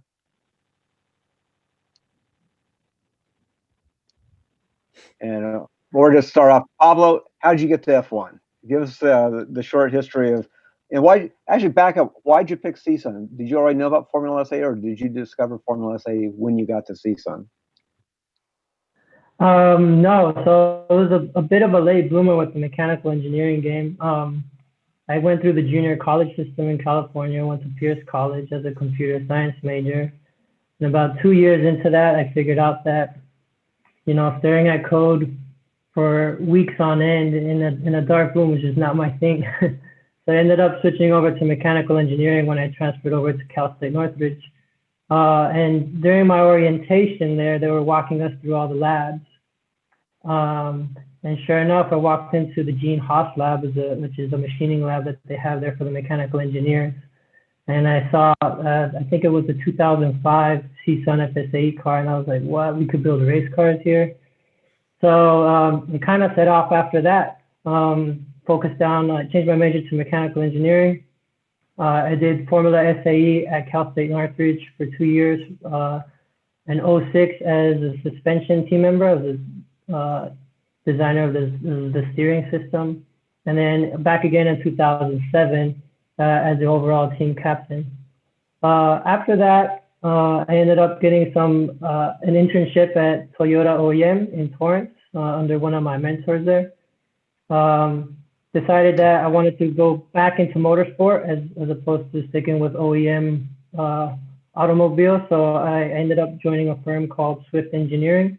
If you know them, they used to design the Formula Atlantic cars. And I jumped onto that company when they were doing the Formula Nippon series.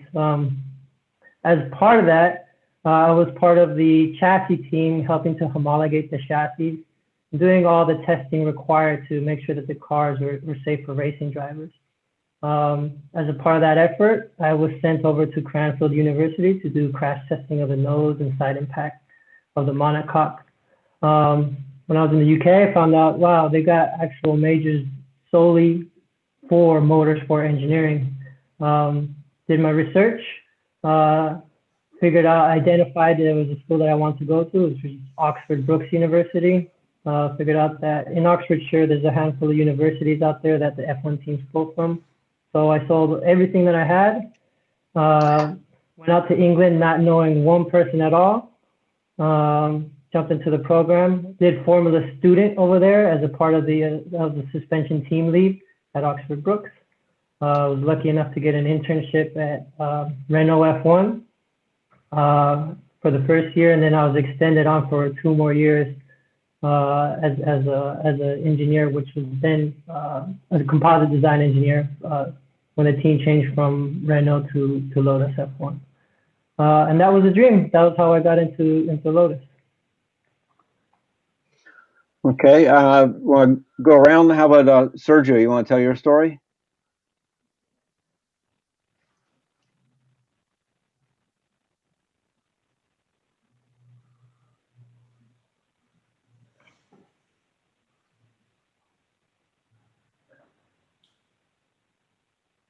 Sergio, we can't hear you.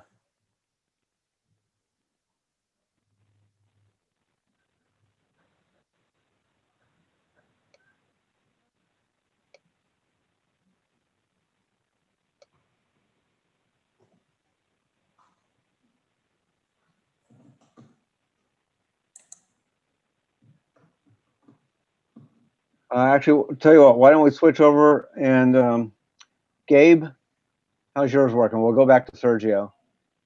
You guys hear me? Yeah. Hey, Gabe. All right, cool. Yeah, hi everyone. Yeah, the story for me is a little more unconventional. My undergraduate, I went to the University of Miami, and we didn't have a Formula SAE team, so I was already on the back foot a little bit. But we did have an SAE club, as most of universities do, and I was a member of that because I had a keen automotive interest at the time. At the University of Miami, I ended up meeting a fellow student of mine in mechanical engineering, and he was a club racer. He did SCCA Formula Atlantic, and actually was racing Swift 014s, which is a car that Pablo probably had spent a lot of time working on at one time. And because I wanted to get into racing so badly, just wanted anything possible, I said, hey, can I like fly up to Ohio when you do a club racing event and just wrench on your car with you? And that was my first exposure to motorsport. So I kind of followed my buddy Sadat around as he did club racing events and SCCA and national events. And for basically my final year in undergrad and into my first, I guess, year off from school, and tried to get some hands-on knowledge on, on an open wheel race car, which was my goal. The goal was Formula One for me since I was, I don't know, probably like 8 years old, something crazy like that. Someone told me I couldn't be a race car driver because, we didn't have enough money to buy a go-kart. So I said, okay, well, I'll just design a race car. And that's kind of what started it. So from there, from the University of Miami, my first job was an engine design engineer for Honda R&D in Ohio. And I got to Ohio, and it was minus 20 degrees. It was horrible. But it was a fun first kind of principals job, and learning how a car company works, how an engine's designed. And these are things I was working on, probably as many of these students were as well. When you're an undergrad, you're just wrenching on your own car, wrenching on your Formula student car, SAE car. And so I had the hands-on experience, but I didn't have the actual engineering background. So I learned the ropes there, learned how to do 2D drawings, use CATIA, GD&T, all that kind of stuff, and learned how to design and develop a car. And I did that for 2.5 years. And then Honda decided they were going to enter Formula One as an engine manufacturer. And I told my boss, I said I wanted to be, the first American to work with Honda as an engine design engineer in Formula One. And he told me I was crazy, and I needed to be there for 10 years. Definitely my manager. It was pretty hard to take that because I had all these lofty goals. And the next week I told him I quit. And I sold, just like Pablo, I sold everything I owned, took 4 suitcases, and I said, well, I'm gonna go make this happen in 1 year's time. And moved to England and went to Oxford Brookes.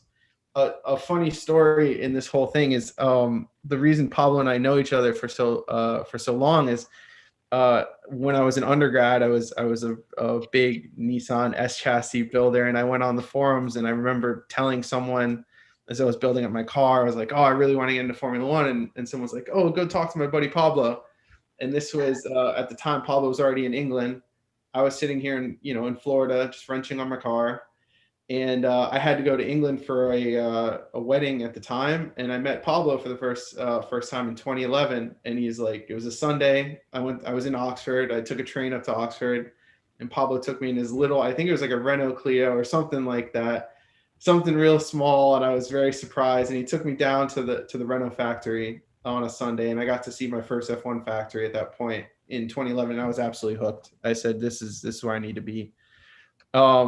So yeah, I went to Oxford Brookes in 2013. I did the master's there. My master's was in race engine design, and I did that to as a way of kind of hedging my bets against the situation. If I wasn't in Formula One, I was at least going to have a master's in engine design instead of kind of sitting here and maybe making it, maybe not making it. At least I could kind of build on my engine design experience. Regardless, I did the master's at Brookes. I was also a member of the Formula student team there on the engine team. And that was a huge experience for me because I'd never seen a Formula student or Formula SAE car before because I never had access to it. And the one thing I will say is the European teams, the cars are just amazing. The work that they do on some of these big European schools I was so impressed. I mean, the composite detail, the engine design work, the chassis, they're just really almost above and beyond anything I saw in SAE brochures, or, you know, occasionally going to see my cousin at UCF in his SAE car. It was kind of like, wow, this is like a next level thing. So we worked on that car, and then fast forward to the end of my master's, I ended up getting a graduate position at Mercedes AMG F1 team in 2014.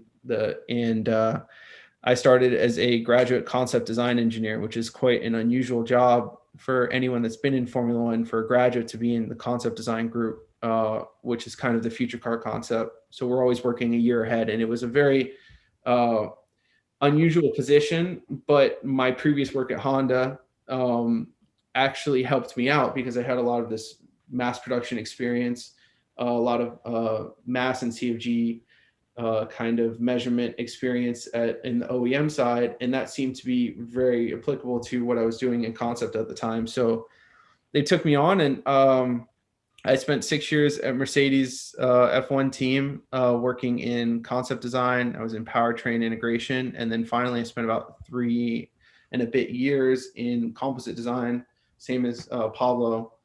And I've pretty much worked on everything on an F1 car except for the brakes and the suspension are probably the only things I haven't touched, at least in my 6 years at Mercedes. So that's kind of the story on there's a long-winded story, but it's kind of proof that your path to F1 isn't exactly straightforward or short. It could take many years, but if you actually set the goal, you can do it. So nice to meet everyone here. Okay, Sergio, let's try again. Let's unmute yourself, and we'll see if we can hear you. Go, Sergio. Yes. Yes. Yeah, good. Okay, awesome.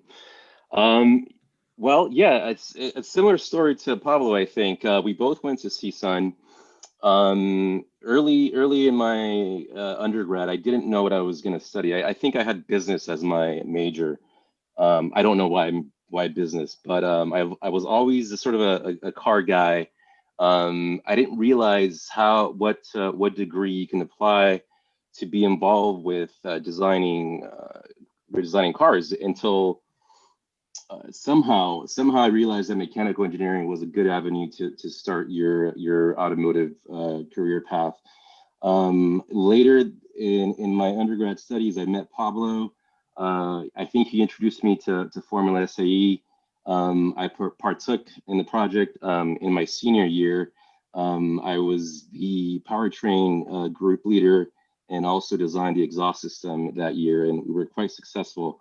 Pablo was a good leader. He had experience from the previous year, instilled a lot of the ideas that he learned there, and knew how to refine the process for the following year, and we were quite successful. So that was a fantastic experience. I think that's truly where a lot of the groundwork was laid out for me to be able to succeed later in my professional career. And so there's a lot of good experiences that come from it, and memories that I have that still help me with how to make decisions, how to problem solve, and how to help me in my professional life. So Formula SAE was a great experience that, again, I give a lot of thanks to that project for my success in my professional career that I have so far. After graduating, I went to Honeywell. I think there's a few Honeywell previous employees here. There, I got a little bit of a taste of what it was to work in a professional working environment. When it comes to engineering, I was designing turbos for motorsport applications, and so that was quite exciting. It was a very small group that I worked in. It was much more rapid pace in comparison to the rest of the operation at Honeywell. And there also I was exposed to other areas of engineering, specifically aerodynamics. And so that's sort of where the idea of bringing the two together, furthering my career in the motorsports area, but also tailoring my engineering interests into aerodynamics. So I knew Formula One. I was a fan of Formula One before, and that's I think where most race engineers and enthusiasts want to work at some point. And so I made the leap and I moved to England. I figured that being in England would be my best option in getting to Formula One. And so that was one benefit, but the other was to tailor my studies into a specific area that I liked in engineering, which was aerodynamics. So I went to Cranfield University. I studied aerodynamics and got a master's there. And I chose Cranfield because it was one of the many universities that was associated with a lot of the Formula One teams. Cranfield specifically, though, they have a crash facility where a lot of the Formula One teams used to homologate their chassis. So I already knew that the network was good at Cranfield, and they had a specific master's to study aerodynamics, and their resources were great. They had, I think, 11 wind tunnels that you can use that cover a variety of speed regimes, from low speed to transonic to hypersonic wind tunnels. So yeah, I went and studied there, and close to the end of my studies, I started networking and started to meet people and attended car shows and motorsport events, and just truly trying to put my name out there. Because again, like Pablo, I didn't know anybody other than Pablo at the time. And so I just really had to sit down my foundation and my network and try to figure out how to get into Formula One. I applied at Renault as well. They gave me an internship to start off, and I was accepted. I started off designing wind tunnel model components, and figuring out how to take surfaces from aerodynamicists and fit them into a scaled model in the wind tunnel, and how to design the actual wind tunnel model. So it was a bit more of a mechanical engineering sort of position, but it definitely exposed me to understand how to physically test components, which was useful later in my next role. So that was for 6 months. After that, I transitioned to a full aerodynamicist position, which entailed using a lot of CFD analysis, a lot of wind tunnel testing. We had a wind tunnel in-house, so that was fantastic. You can, one day scheme something in CAD, the next day run it through CFD, and then literally days later test it on the wind tunnel. And if your design was successful, you would see it on the car that weekend. So Formula One has certainly been special in that sense, where everything's rapid pace. I don't think I've seen anything as quickly as I see in Formula One in terms of development. You design on Monday, and it could literally be on the race car that weekend. And the other beautiful thing is that you get immediate feedback. It tells you, it's very clear cut. You either you're performing well or you're not. And so again, it's something that's unique to Formula One. And then having enough of English weather and English food, I decided to come back to the US and move back to LA, where this is home. I always knew that I wanted to live in England for a limited amount of time. It had its amazing benefits. It's something that has changed me profound as an individual in many ways, not only my professional career, but also my personal life. It truly makes me appreciate things that we have in the US, but also gives me a worldly view, and it makes me appreciate other cultures as well. It's made me more keen to travel and learn of new cultures, and I think more well-rounded as an individual. But I came back to the US, to LA specifically, because this is home, and I knew that I wanted to settle here eventually. I struggled with finding what could replace Formula One in terms of, the rapid pace development, the feedback, the reward. And it was difficult, to be frank. It was difficult to adjust. But Formula One, despite its fame and beautiful things, it also has other things that, it wasn't quite what I was looking for at the time. I moved back about 5 years ago. And so I was late, in my early 30s. I wanted to settle down and perhaps make other financial investments and buying a house, et cetera. And it's truly difficult to do that when you're living abroad. So I knew that for the long term, moving back home in LA was the best decision for me. So I found I worked for Honda Performance Development as a trackside aerodynamicist for a very short stint. That entailed a lot of travel, and frankly, I was not looking for traveling. I wanted to be home in LA, so I stopped that, and then eventually settled at a startup where we were designing an electric vehicle, aiming to compete with other electric automotive companies. It wasn't quite Formula One, but I was doing aerodynamics for road car development. It had its own challenges. I was able to work with artists, which think completely differently from engineers. I had been used to working with other engineers, and that's quite easy for us to exchange information and I guess basically it takes less convincing, I guess, because when you're speaking numbers and you can quantify something, it's difficult to argue. But when you're trying to communicate an engineering change to an artist, you have to learn how to speak their language. You have to be able to communicate and collaborate in the way they think. And so that was just one example of what I liked about working at a production vehicle company. And then eventually I was able to build a team of aerodynamicists within the company and hopefully produce a production vehicle that should be coming out relatively soon. That's my story. Okay, thank you. Sabra, we've got a caller from abroad. Sabra, she has the least years in engineering, but the most years of anyone, actually everyone here combined behind the wheel, because she's also competing in the W series. So Sabra's got a very unique story to tell. Yeah, so I guess my path to F1 was a little bit different. I started racing when I started karting when I was 8 and then racing when I was 10. So did karting for forever, and then went on to be a professional. And then, but I went to school in between all that. So I guess I was in the middle of my pressure karting career, and then I went to school at Colorado School of Mines for mechanical engineering.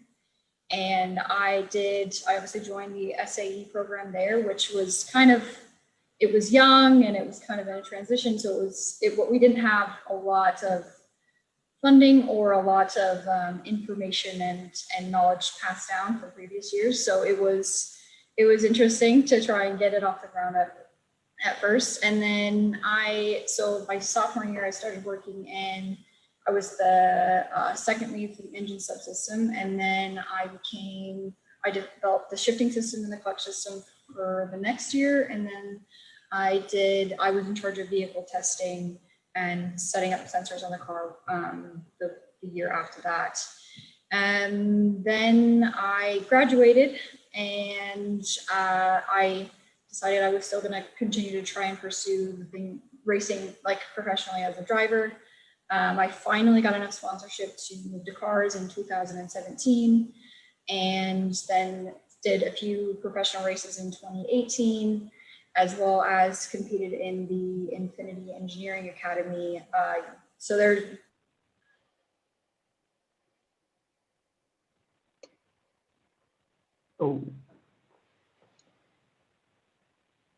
Oops, Sabra, your mic just went dead. Then they select one winner out of those 7 regions, and each of the winners gets a placement for a year with Infinity and Renault. So Sabra, I want. Back up. The video went dead. Start for the application of the Infinity program. Okay, so the Infinity Engineering Academy is a program that goes over. It's if you're part of 7 global regions. And so for me, I went to the US one, and so there's 10, they pick 10 finalists from each of the regions, and then you go and you do a competition for 2 days, and then they pick one winner out of the top 10, and then that person goes and you get a placement for a year with Infinity and Renault F1. So I won the US region in 2018, and then I moved to England in 2019.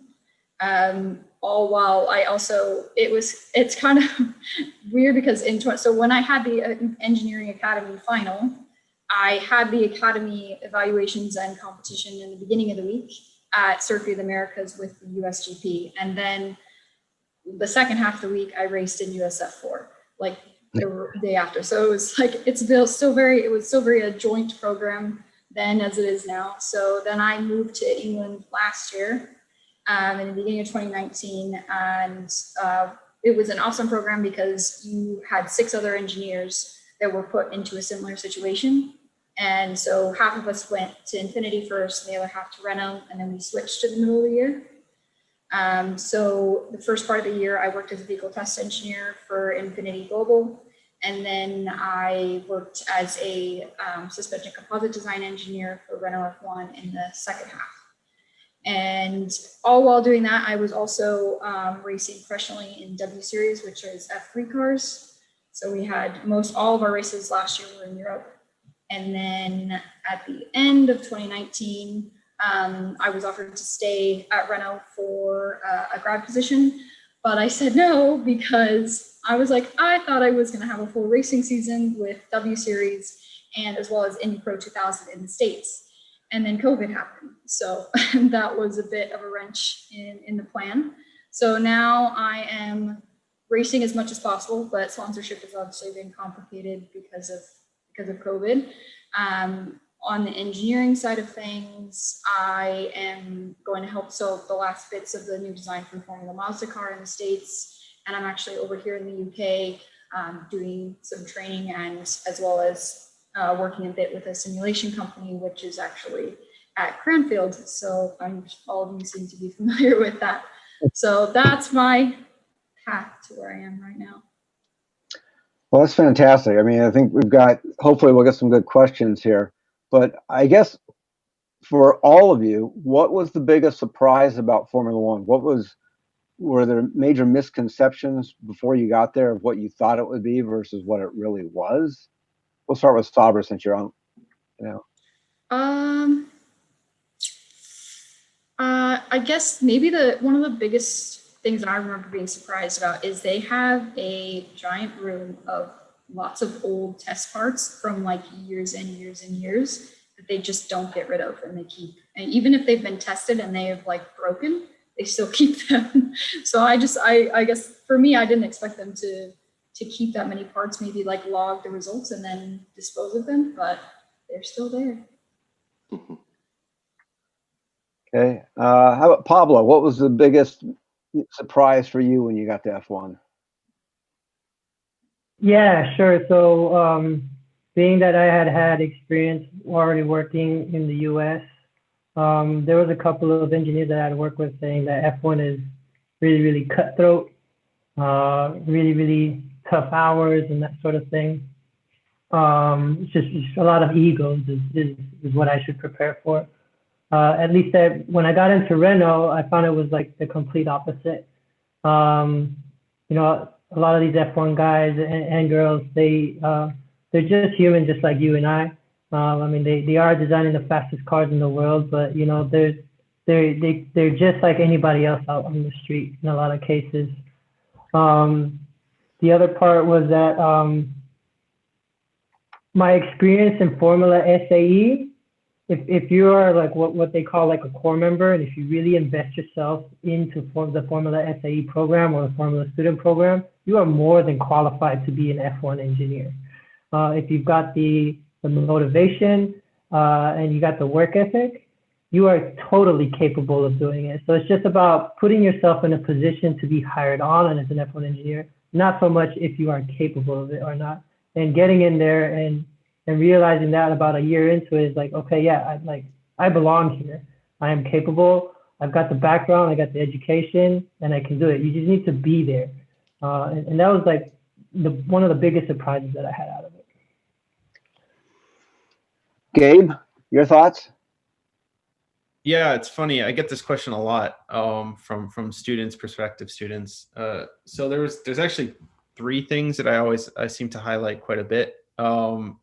First thing is you have this idea on TV, you watch F1 every weekend, you think that the race team and the factory team are like one team, it's all synergized and everything.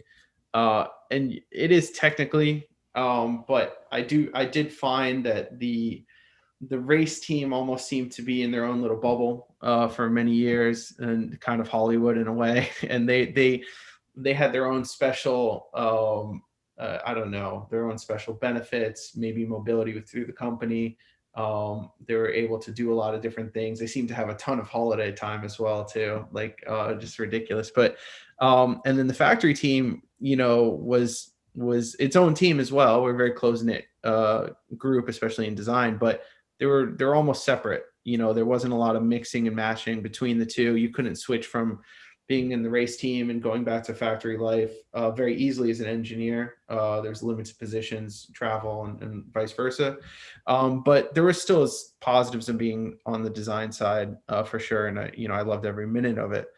The second thing that's interesting is as a foreigner, you kind of come to F1 and you think you're, like you're this diehard fan and you've wanted to do F1 since you were 7 and all this kind of stuff. And the one thing you kind of notice is there's variances in the passion people have in the sport. Everyone really loves F1, but a lot of the people I worked with are locals. You know, they might be from the Midlands or Southern England and stuff.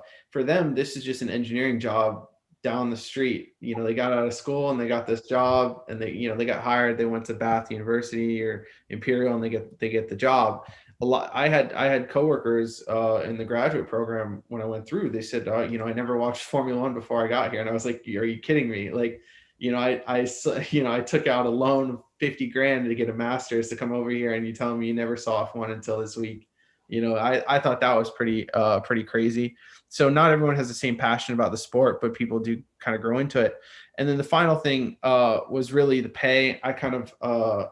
I thought F1 might pay well or offer kind of the same standard of living I had in the US as a design engineer. And the truth is it doesn't, not at all. You're going to get paid a fraction of what you were making in the US, but you're not doing it for the pay, you're doing it for the glory and kind of the ability to be able to have this job that millions want and very few actually get a chance to do.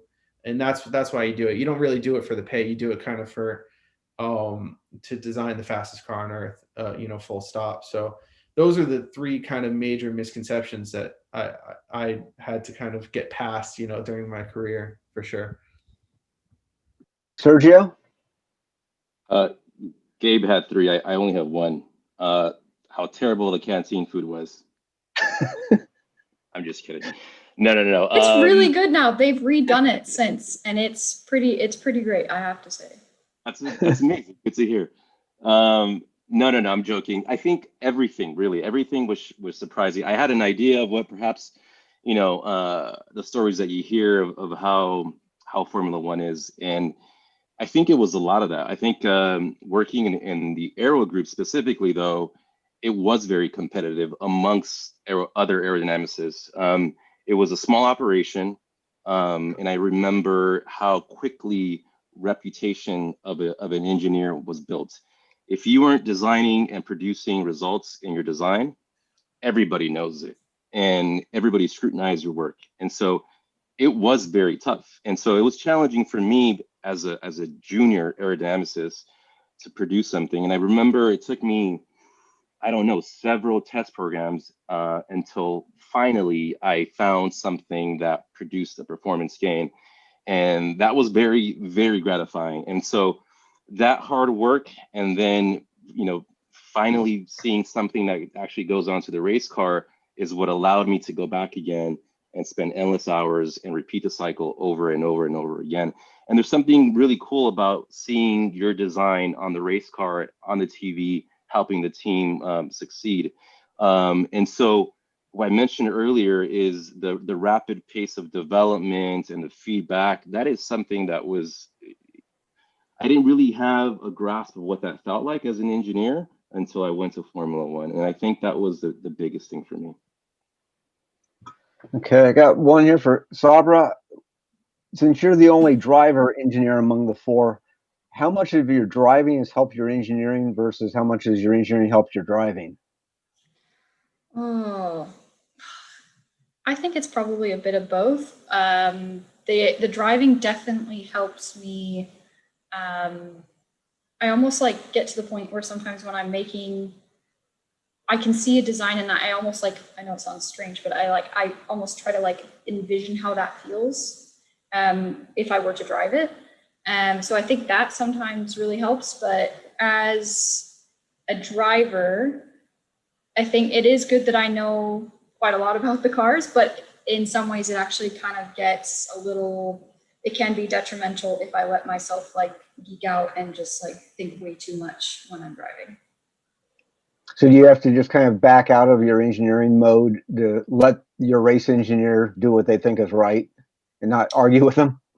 It's not that I argue with them. We always just like very much like talk about outside the car. I mean, I can obviously bounce ideas off each other and we can decide what we're going to do. But once I sort of have like a ritual or routine where I kind of have to flip the switch and change to a specific, basically like get in zone before I get in the car. So that way I kind of like separate the two personalities and then focus in the right mindset before I get in the car. Okay. For Cranfield alums, question popped in here from one of our viewers about the value of the master's degree. Any thoughts on master's at Cranfield or other places in Europe? Is it worth the money? Is it worth the time? Any recommendations on that? I want to start with you, Pablo, since you were the first one over there.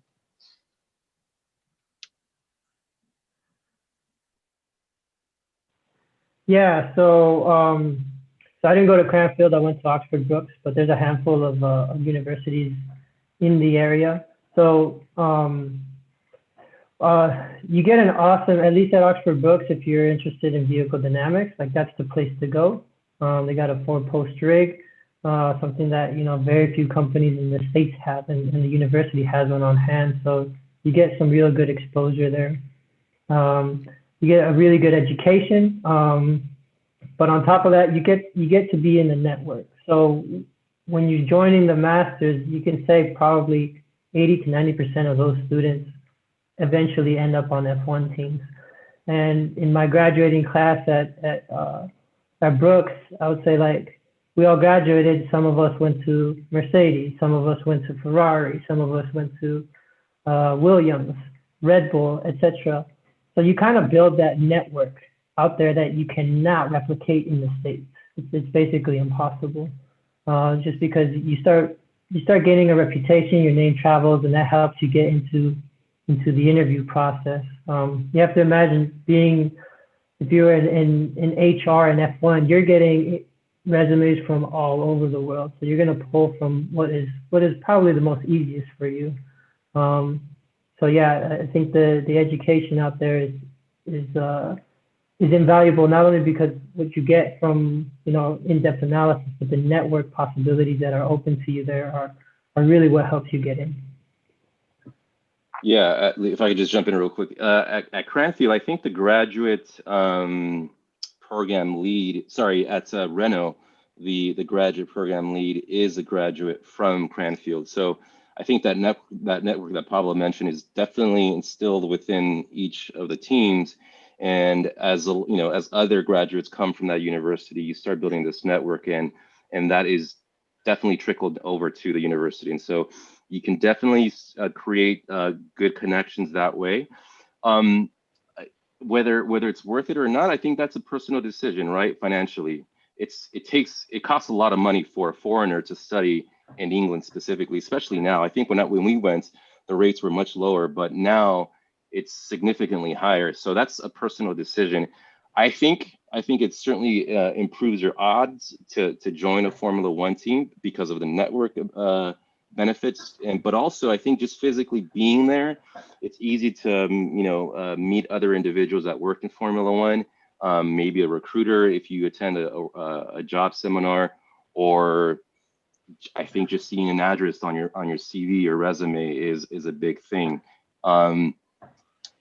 If you're looking to do additional studies, I think it's very different the way a master's is run in the UK than it does in the US. In my experience, it was more sort of here's a topic, you do the research, and do everything that you can to be successful in your research. Not that it's research based, but it's very much like that, where the responsibility is given to the student. which is, I think, important because when you're doing a master's level education, I kind of want a little bit more independence, and I don't want to depend on my professor to teach me certain things. I want to tailor my study in an area where I want to focus and zone into. But yeah, I think whether it's a guarantee that you go into Formula One if you move to the UK and study there, I don't know. It definitely improves your odds, is my opinion. I was going to echo those points. You have to be in either the UK or a major EU motorsport school to get into F1. It's almost point blank period. There's no, I can think of maybe a single American who made it to an F1 job in the last 10 years that didn't go do a master's or some sort of studies in Europe. And it's not so much that like you're learning some novel technology or it's a different teaching method. It's literally just proximity to the teams. And then also sometimes it comes down to work visas and stuff like that, which we all kind of had various issues with. We needed to, when I went in 2014, there wasn't a 2-year work visa awarded to you after you finish your master's, which was available prior and now is back available again. So that makes it kind of worth it, so to speak.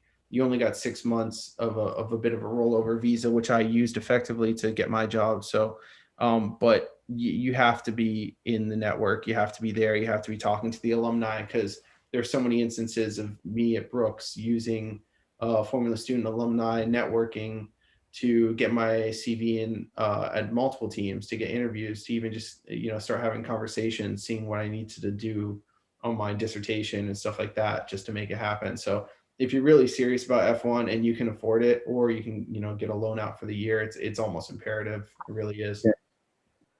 Actually, a follow-up question related to the grad school. Was there a difficult application process since none of you got your undergraduate degree in Europe? It was competitive. I don't think the application itself was difficult, but there was limited seats for my program, and it's competitive. You have to be, I think, good grades in your undergrad, and I had to demonstrate what sort of work I had. And I think because there was a gap between my undergrad and my master's, I was working at Honeywell for 3 years. I think that also helped me with my application. Not that that's a guarantee, but it was certainly competitive, and I had to stand out with the other applicants in order to secure a seat. Actually, a couple of questions here for Sabra. One related to the differences between the U.S. and the European program. Since you went head-to-head with a number of Europeans for the Infinity program, what would you rate as the strengths and weaknesses of some of the U.S. Formula SAE students versus the Europeans? I think just straight out, motorsports is like literally a way of life or part of the culture in Europe, and especially in the UK. So right from the start, they have an advantage there. It's so much more accessible, and it's just it's kind of, it's just the way it is over here. But I guess going head to head with them, or being in with other engineers that were, that we had the lead of one of the, I can't remember what school, Munich. He was lead at Munich. He was the German winner or the European winner. And I mean, they obviously have a different program where their master's is like, our bachelor's is like a little bit closer. It's like halfway between their bachelor's and our master's. It's confusing, but I guess I wouldn't say that they necessarily had, if you do the work and you study and you know your stuff and you're passionate about F1, I wouldn't worry about it, other than they obviously, being here, like the others have mentioned, they obviously have it's easier for them to get the contacts in, because almost every other graduate or intern that was new in Renault when I was there was from Oxford Brooks. Okay. You were the first American to win the Infinity scholarship, though, correct? No. So there's 7 global regions. So there's a winner from each. So I actually did it. So there's it's Asia, Oceania, Mexico, US, China, Middle East, Europe, and that's it. And Canada. Okay. So I won out of the US finalists. But the way that it gets confusing, because the 2 years previous, what they did is once we got here, then they further challenge you, and by the end of the year, they pick one that wins everything. But they did not do that for our year for some reason. They just offered the ones of us that they would have liked to kept. They offered us job options. Okay. Another question for you related to the driver. What driver training helped you improve the most? Many SAE teams are focused on design, but how can they improve driver skills? For driver skills, I'd say you can make it even a team building thing. Go karting, like go find a local kart track, and just at that level, like unless you have professional experience or you're really into it, just going out and counting laps, driving as much as you can is gonna help. Definitely gonna help, and just reading even like some theory books on driving, just small things, is really a big thing. And then I think it was actually mentioned earlier in the previous presentation about looking ahead.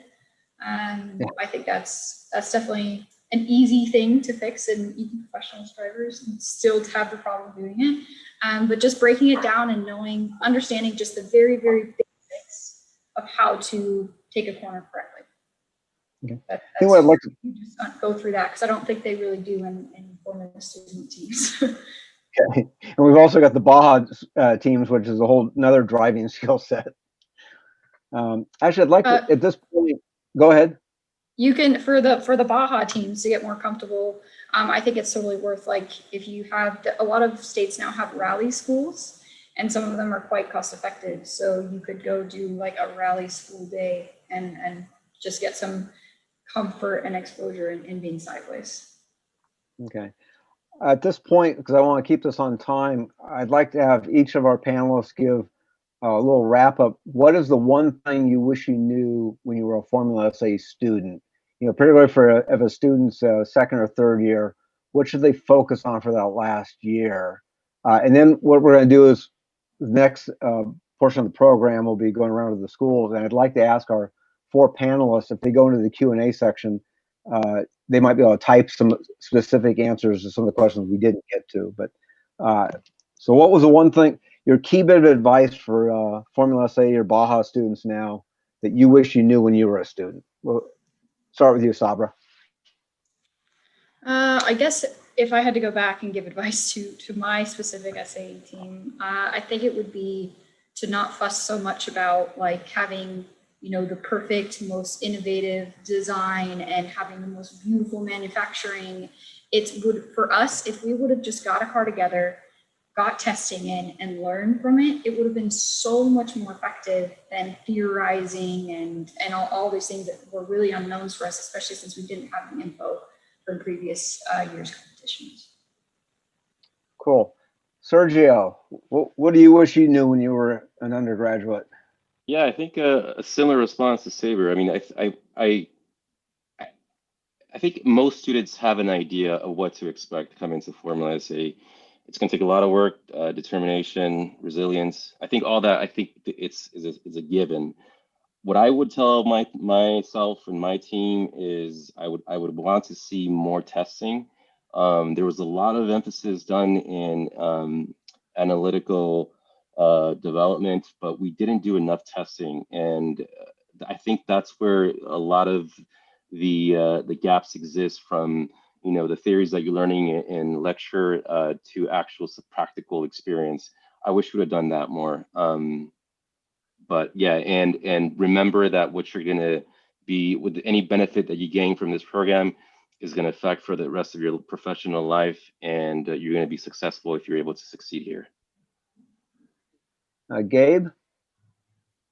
Yeah, I guess for me a little bit different. I think when you're in Formula Student or Formula SAE, always be looking at the projects you're working on and be thinking, how will this apply for my final goal, my bigger goal? You know, if your goal is to make it to Formula One, you should be trying to utilize the tools and the practices that are used in Formula One on a smaller scale in your car. So for instance, picking a CAD package or a 1D simulation software that you're using in Formula SAE, you know, make sure you do some research and see, is this what they're using in professional motorsport? Getting that experience now on your FSAE team for free essentially is going to be huge, because when you go do your job interview, you're like, yeah, if I use GT Power, you know, I need you to use GT Power in this designing this engine. Yeah, sure, I did that in Formula SAE.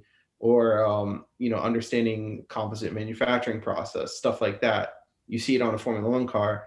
Take this time in SAE now to hone up on those skills and get that experience. And then, yeah, finally get out there with the race car and test. Just get to a track, you know, hold a wrench, you know, torque a wheel nut, look around the car, you know, see what a wishbone is, what a brake caliper, what an upright looks like. Just look at a car and just bring yourself right to the track. Nothing beats the hands-on experience you get in Formula SAE, or even just, you know, club motorsport, which is what I started on. So get that, you know, that hands-on experience. It's invaluable. Okay, Pablo, I'll give you the last word for the panel. Yeah, sure. You know, leaning on the comments that the other teammates have just said, it's like testing is super important. But I think the precursor to that is you really have to understand and get to know the personalities on your team and get into the mind frame that you're working as a team.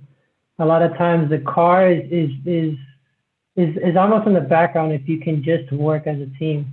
But the challenge is, you know, being able to work with all these personalities and compromising design versus schedule versus cost, and understanding that you all have one common goal. And if you can all get behind each other and run in a slipstream, the car kind of comes by along with it as well. So doing the FSAE experience, it kind of exposes you to that almost in an independent way in regards to any other coursework you might have. You're kind of given this open problem, and you need to come together and work as a team to solve it. Because if you don't do that, you're definitely not going to have a car to test. So definitely work on your communication and set clear, defined goals, get a schedule together, and work as a team. All right, thank you. I guess I'll ask all the attendees to post a little, you can clap your hands in the chat room for our panelists. Thank you so much for taking the time out of your day. Gabe called in from Florida, Sabra called in from England. Fantastic. We've got amazing resources. And before I turn it over, I just want to express personal thanks to Reggie, Juan, Brian, everyone who's really stepped up this year to help support. We've got over a dozen great schools within the section, and it's a challenge supporting all. And so we need, everything's volunteer run here. And so all of you who are about to graduate, we would love to have you get involved and help build it to where, you know, we want the California schools to be feared at the competitions, you know, going forward. And right now, you know, we've got some great schools, but our success, you know, because it is become budget dependent, some of the European schools spend an insane amount on their Formula cars. But we've got great talent here, great schools, great students. And I just want to express my appreciation for everyone who supported this. And I'll turn it back over to the moderator, who we're going to actually, can I add one last thing? I Sure. just thought of something that might help. The question I got asked previously about the difference between European students and us, you just actually reminded me of a point that in their programs, they're actually encouraged to do a lot more internships, or required to do a lot more hands-on internships than we are in the States. Like, you don't really have to do them. So if I had to say, like, if you can't afford and you don't want to go to grad school in England and that's not an option for you, then at least try to go like Gabe said, go to club racing, find teams. They will let you volunteer because they love free labor. And if you can't find a team that's gonna let you volunteer, you're not looking hard enough. So do that, get the hands-on experience, because that's probably the biggest gap between you and a European student, is because they're required to do that in their undergrad or in their master's programs. And then if you can't go to grad school, also apply for all of the, you know, the scholarship programs. Like, you can do Infinity, Ferrari has one now, and Mercedes. So those are also options. Well, thank you. And if anyone knows any big buck sponsors who wants to be on Sabra's car in the W Series, by all means, point them her way. She's the real deal. So, okay, I think that's it from me. Turn it over back to our host. Perfect. Thank you, Dean. And thank you, Sabro, Pablo, Sergio, and Gabe for taking time out of your Saturday to even talk to the students, providing some insight into the F1 world. Again, now we're going to transition to the school updates in regards to Baja, and Formula. And we have students from UCLA, Cal Baptist, Cal Poly Pomona, Cal State LA, Cal State Long Beach, CSUN, SJSU, UCI, and USC that will be speaking. So there's a lot of different schools that are here today. And now I'll pass it on to Chris to moderate the discussion. Thanks, Reggie.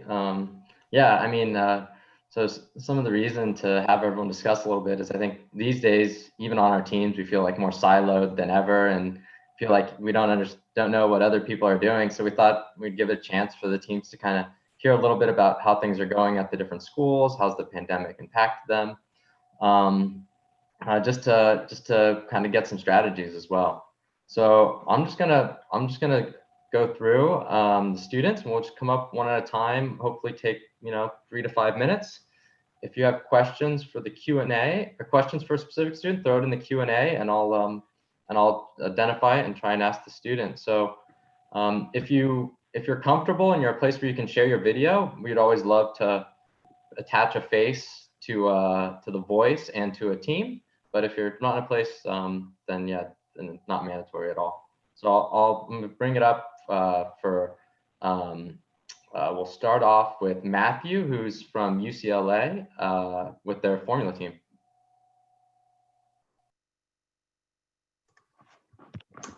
Hello, everyone.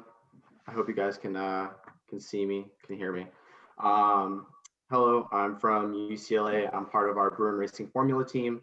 So let's see, sorry about this. Yeah, so just to give you guys a little bit of update of, I'm the current managing director, so I work with our technical director on the overall year. How the pandemic has, affected our team this year, as far as, as I've heard from a lot of teams. Last year, we stopped about halfway through our manufacturing, so we weren't able to complete our last car. And so the original goal this year was to complete that car this year and compete, but it seems like the way that the school's handling things and the way the COVID is working in Southern California, it doesn't look like we're going to be able to complete that car and have enough time to test it and compete with it. So our current plan right now is we're going to move to a 2-year design cycle and just go a lot more in depth with a lot of our design work and a lot of our parts. There are a lot of legacy parts that we've had from the past that really don't have a lot of documentation or don't have a lot of justification. It's a lot of those like, oh, that's just how it's been, so we'll just reuse the same design. And they're smaller pieces, so we don't really redesign them. But this year, we have the unique opportunity to really redesign a lot of our parts as well as get a lot of the new members involved. So right now we're trying to develop a strategy to not only redesign a lot of our parts, but also get all of our new members involved so that they can also get involved in that as well. So that is so that's how the pandemic has affected us. That's how we're adapting to those. As far as funding for this year, UCLA hasn't been completely transparent. Obviously, the situation is very dynamic. So with, how much funding is available, right now we've submitted a list of parts that we could potentially do for testing. If, the situation opens up and we're allowed to test with our car, we're allowed back into our shop. We're going to try and test later in the year with one of our older vehicles. And so we're trying to get funding to do some of that.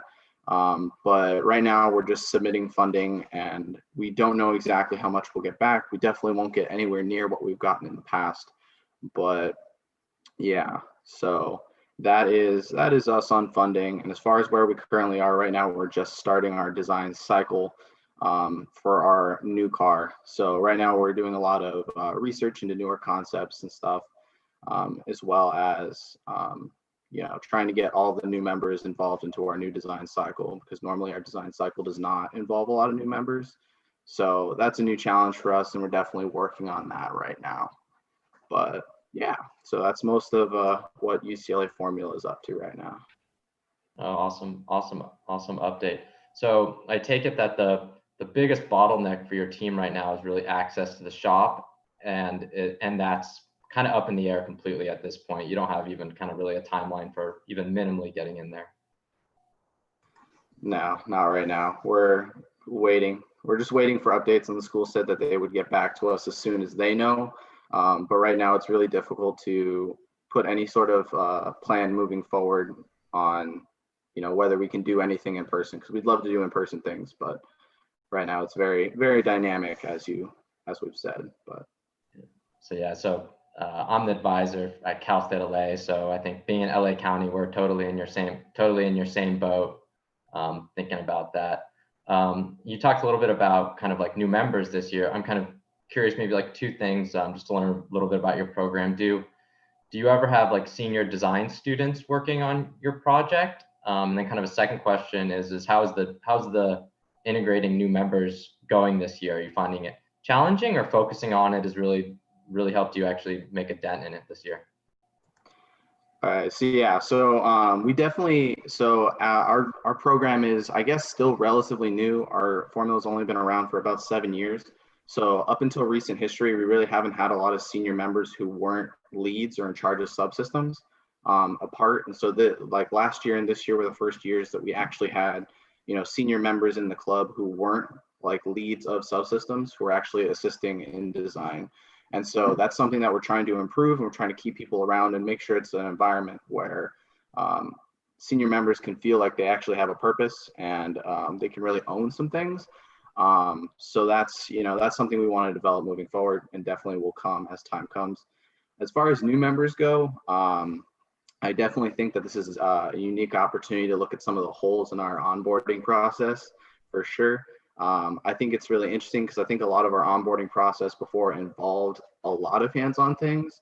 And so once, COVID took all of that away, it really showed us, we're like, oh, we don't really have a good chunk of our onboarding because we don't have, we can't introduce them to our old cars. We can't show them a lot of things. So it's really pushed us to create a lot of content so we can make sure that we can introduce the car to them, and so they can get comfortable with certain aspects of the subsystems, how things work, without seeing the physical car, without seeing it run, and trying to get them up to par so that they can actually, contribute moving forward. So like one of the things that we're working on, and we still haven't figured out all the logistics of, is one of the things we typically do with our new members is one of the first, couple weekends when we have one of our work days, we typically, we have them just take apart the car. We just tell them, take this apart, do that, oil this, so that they can get familiar, so they can see all the parts, but they don't necessarily need to know everything that's going on.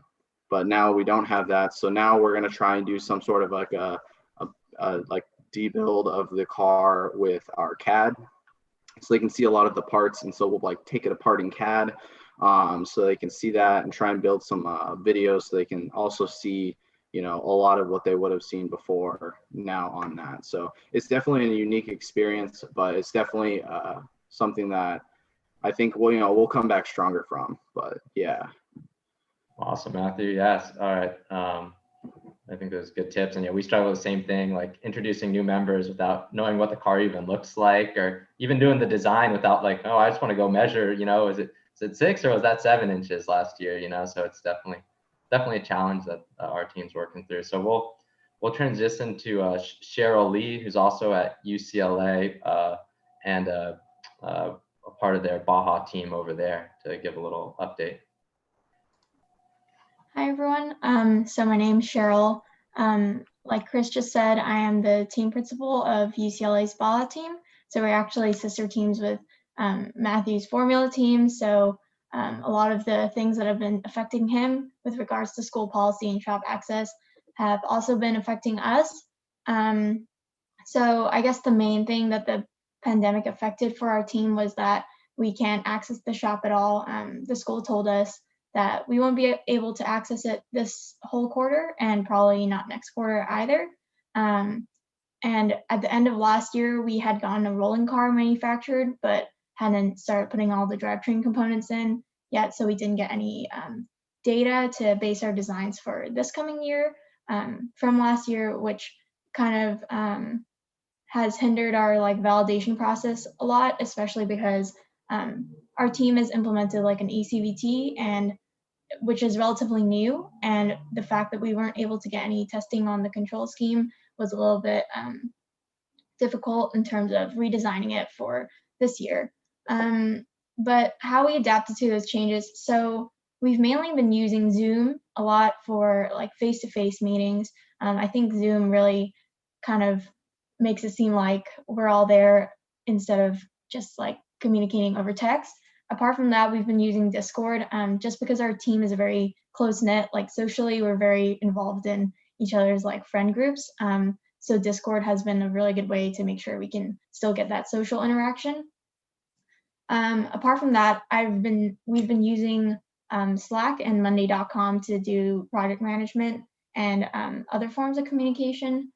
So the next question, in terms of how the school has affected our budget, we are actually haven't finalized our budget yet, just because at UCLA, we apply for grants and funding from like the student union during the quarter. So we are still applying for them now, but they advised us that it probably won't be as much as like previous years, and to hope for the best, but plan for the worst. So that's what we're doing. So because of that, and because of the limited shop access, our team has, during the summer, we were still hoping that we would be able to get into the shop at the end of this quarter, but now it looks unlikely. So we're now pivoting to switching to get all of our four-wheel drive components that we manufactured. Since it's going to be our first year of manufacturing four-wheel drive components, we really want to test them as like a proof of concept. So we're trying to adapt them so that we can put them onto old chassis, just so that we don't have to sink so much money into building a whole new four-wheel drive car, but we still get to test our designs out. So currently we're at like the tail end of our design and reviewing stage. We've actually been a little bit, we've plateaued a little bit just because school has started and a lot of the onboarding process has taken up a lot of our time, but we are starting to resume design activities, and hopefully we can get last year's half manufactured car fully manufactured by the end of this year. And yeah, I think that's it for me. Awesome, Cheryl. There isn't a question in the chat, but I'll throw one at you. So I think it's cool you're going ECVT this year, and then you throw in four-wheel drive also into the mix as like a really different drivetrain than you've probably ever done before. What's got you most worried about your drivetrain setup for next year? So with the ECVT, we actually debuted it, I think, 2 years ago. So it's not a fully untested system, but it is still very new. With the drivetrain, honestly, we're most worried about like the position of the drive shaft and constraining it properly. It's just something that we've never worked with, such a long drive shaft, and yeah, I think that's what we're most worried about. In terms of like open diffs, so we're having an open diff in the front and back, but luckily we've had a lot of experience running open diffs before. I know a lot of other Baja teams, they run spool gearboxes, but until 3 years ago, every one of our teams ran an open diff with like a diff lock. So we've been blessed that we've already had that design experience in the past. Cool. No, yeah, I think, yeah, packaging a diff up where your feet is with all the steering is the challenge for all the teams. Yeah.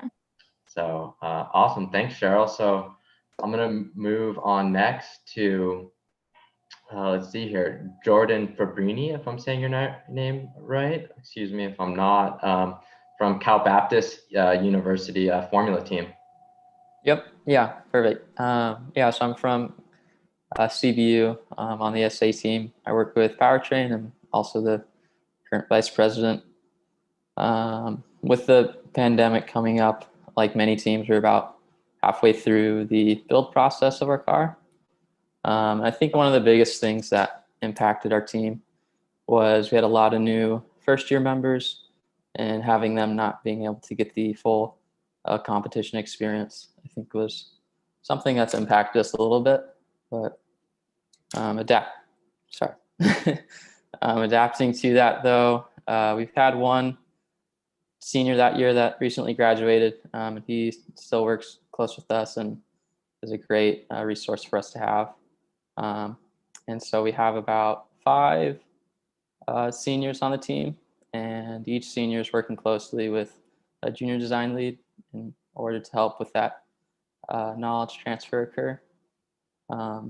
regarding to budget, we have some budget that's able to carry over from last year. Our school has been very helpful in paying for registration this year. And where we're at, we're trying to finish up the car this semester. So we're very thankful to have access to our shop. It's limited access, but still it's access, and we're going to take advantage of that. So we're planning on having a first track day November 7th, and hopefully we can just do a lot of testing from there. So that's awesome, Jordan. Cool that they rolled your budget over. I think that's probably not as common at some of the UCs and CSUs, and getting some access. So what is the access? What is the access like? How many people do they let in your labs? You know, you have access to all the same equipment, or is it kind of limited to only certain pieces of equipment? How's the access compared to what it was previously? yeah, so overall, like who's on campus? So from most of our team is on campus. As far as access to the lab, hours are restricted, so the latest we can stay in on weekdays is till 9. And then we only have so many members in the lab at the same time, making sure we're practicing social distancing. But still, it's been pretty easy to work around and allow us to be productive. So Awesome. And then last question is, where do you do your testing? They let you do it on campus in a parking lot, or you gotta rent out a space at a track? So we're currently trying to figure that out. There was Adams Motorsports Park is pretty close to us, and we'd usually test there in the past. So we're hoping we can either go there or maybe hopefully one of the faculty members at the school has a contact with the Riverside Airport over here. So cool. Yeah. Great. All right, awesome. Thanks, Jordan. We'll probably move on to the next one. I don't see any more questions. Next, we have Nevada Chauvin from Cal Poly Pomona Formula Team. Hello, everyone. My name is Nevada Chauvin. I'm the president for Cal Poly Pomona's Formula SAE team here. I know our sister team, CPP Baja SAE, is also here in attendance with us. So the pandemic has affected our team in an interesting way. Last year, we had 26 team members, and at the end of the year, when students graduate, we went from 26 to 15. So it was a little harsh to jump into this pandemic setting while also reducing the team almost in half. With that comes along, we didn't have any shop access recently. We still don't. We're working on trying to figure out ways to get shop access, whether we could do masks or, any types of perfect cleaning or anything that they would like. We just haven't gotten any direct communication on that yet. So we're just kind of in a wait and hold like a lot of other schools, which that's probably our biggest difficulty to work through at this point. We half manufactured our car last year. We were working on getting that done to take to the previous competitions, but unfortunately weren't able to finish that. And some of our sponsor help was also halted as they too had to shut their doors during previous times or had to just kind of dial back what they were doing as they had to cut down on employees. So for adaptation to these changes and how we've had to work through it and what we're doing currently, we've been hosting our weekly team meetings via Zoom, weekly leads meetings via Zoom. And then to work with new members, we created a Discord this year. We have about 130 people in our Bronco Motorsports Discord server. We use that for bi-weekly shop days on every other Friday to work with the new members. And then on the off weeks when we're not having shop day, we'll take that same time to be able to teach people and work with people, whether we're teaching them basics of solid modeling and SolidWorks or surface modeling, or if we're working towards, some basic FEA courses or anything like that, to try to teach some people some of the things that they would have maybe learned working hands-on in the shop as much as we can. We've also given like a manufacturing overview. And then also on these off weeks, we've also been doing late in the evening, we've been doing game nights with the new members to kind of keep the morale up, because the whole goal is we want to make people feel like we are the cohesive team that we were, of course, previously, and that we plan to continue to be despite these current circumstances that we're in. So we've been doing things like hosting game nights with playing F1 2019, where everybody gets in and races against each other. And it's been a really fun time to be able to still interact that way. And for further how we're planning on adapting with these changes, we're continuing our build from the previous year and just doing some design refinements, which is currently where we're at right now, the design refinements and simulations phases of continuing that previous build and just finding ways where we can fine tune things further, whether it's, more CFD analysis or more FEA analysis or materials comparisons and different things like that. So that way the money that was spent previously on the car and the time that was spent previously isn't then put to waste in any way. So we're working on that. Our budget is somewhat comparable to previous years at least, but we don't have access to it yet because in the virtual world, we don't have an office we can go to pick up the forms we need and everything else. So they're working on transitioning all that to a digital format. But since we don't have access to that yet, there's nothing from the budget we can use. So currently everything is just working right now on the design phase while we can wait to see if we can spend any money on things to start the remote manufacturing process. And that would be our update. Nice. Yeah, it sounds like, you're pretty close to us at Cal State LA. So it sounds like your access to lab is still a little touch and go as it is similar to ours. And so you mentioned kind of virtual manufacturing. Are you talking more like kind of, doing Mastercam, or are you actually thinking about outsourcing more parts potentially this year because of the restrictions to the lab? If there's any way that we can outsource more parts to be able to be closer to actually building, if we do get shop access one day, then that would be nice, because the more you can have done, at least when you come together, the less time someone has to spend making them versus assembling and then getting closer to the testing time. Totally. Yeah. It doesn't help that that our budgets, are also a little tougher this year though with the outsourcing, but all right. That was awesome, Nevada, and good luck. We'll keep you updated if we get access, and you can start fighting more for access over at your place too. Since sounds good. We appreciate that. Spa. Yeah, and we'll keep you posted too. All right. So next, welcome Marlon Barrow, who's lead over at the Pomona Baja team. Yeah. So my name is Marlon Barrow. I go to Cal Poly Pomona for the Baja team. I'm not actually a lead. I am a kinematic design member focusing on rear suspension. Since the pandemic began, we've had a lot of variables that were constantly changing, so it really became difficult to plan for this year. We ended up creating plans for multiple scenarios. As time progressed, it became increasingly clear that things weren't going to get better. So currently, we have no longer have access to our cars or tools or access to the shop. We don't know when we'll have access back onto campus.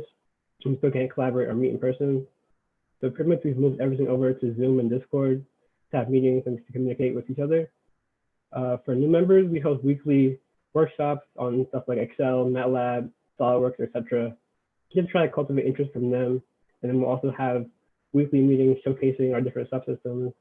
And right now we're planning on starting to hand out projects to a few of our new members.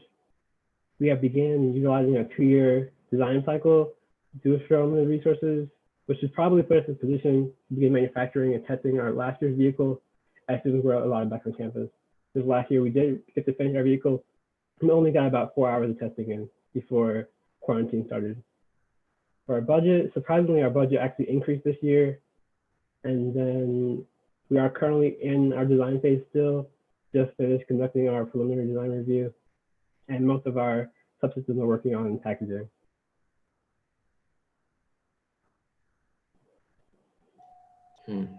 Awesome, Marlo. So it sounds like you got a little testing done last year, and I guess about 4 hours. Yeah, a little bit. But so did you go for the 4-wheel drive last year and start to go a little testing in that area? So last year we continued with 2-wheel drive. This year we're going with 4-wheel drive. Oh, 4-wheel drive. Okay. That's cool. And I'd like to hear. I like Pomona's strategy of hearing you guys talk about kind of the game nights and keeping the members involved, because I think it was Jordan also mentioned it. A lot of the drive comes from the camaraderie. Being at competition it's tough to not get as many of those really excited members. So yeah, we find we're trying to do a lot of those things too to try and keep people interested and excited about the project and about the people they know on the team. So yeah, so I think that's awesome, Marlo. Thanks, and hopefully we'll be out testing for not too long, but we'll wait and see. So let's move on to Javier Martinez. So he's the captain over at the Cal State LA Baja team.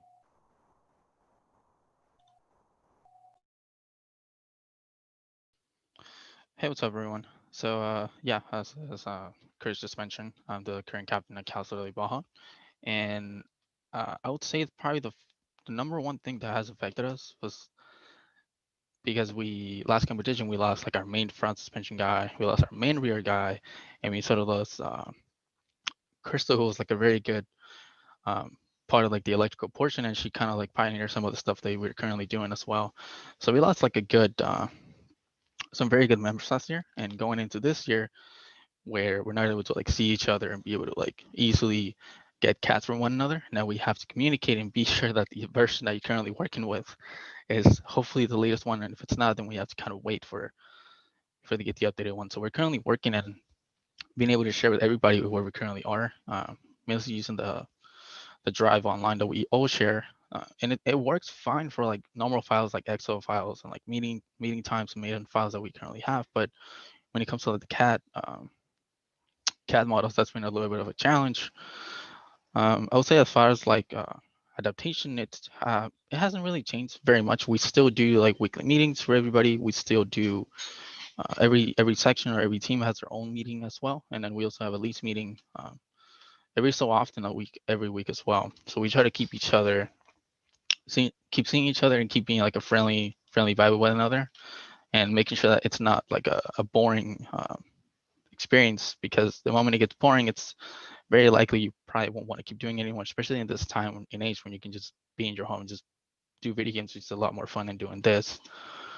As far as like the current stage that we're currently on, we're sort of going through the finishing of the design process. Most of our subsections are currently doing the FEA analysis and sort of finishing up their designs in that regard. And then once that's done, we'll probably go into reviewing and have an alumni design review that we always have every year. But yeah, that's currently where we are.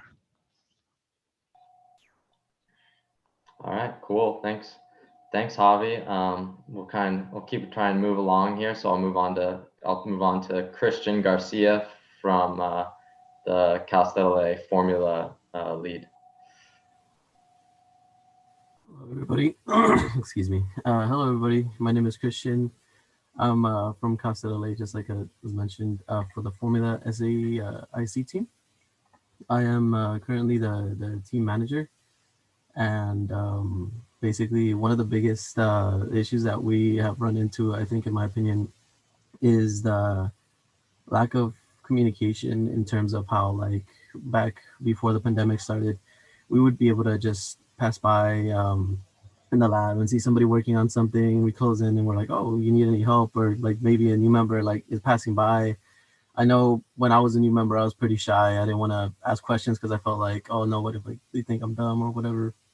But after getting used to it, I'm like, okay, you need to ask questions. But I think that exposure, being around each other, it really gives us the opportunity to say, oh, you know what, actually I do have a question now that you ask me.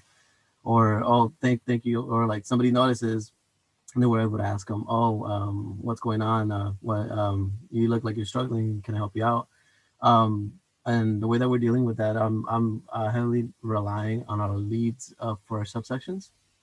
Basically, the leads are giving closer attention to the newer members so that way the new members don't feel like they're lost with what all the tasks are given to them. Or if they have any questions, they're able to just either look up to the lead, or if they really need to, like they could go out of their way and message the rest of us. We've gotten a couple of new members that have kind of grown out of the little bubble, which kind of restricts them from asking questions and they posted in like the regular chat. We use GroupMe as a main method of communication for now, but we do plan on starting to develop our Discord server eventually. So that does seem like it's a very effective method of communication during these times.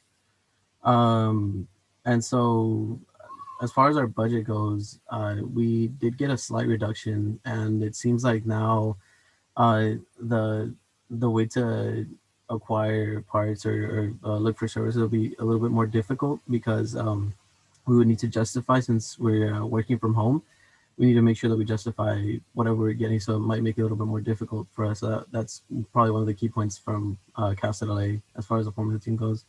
And then as far as the stage that we're in, we decided to extend our design stage. whereas usually you might have cut it by now, maybe a couple of weeks prior, so that we could like begin manufacturing as soon as possible, such that we would be able to have a car ready to test by the beginning of the year, basically before spring starts.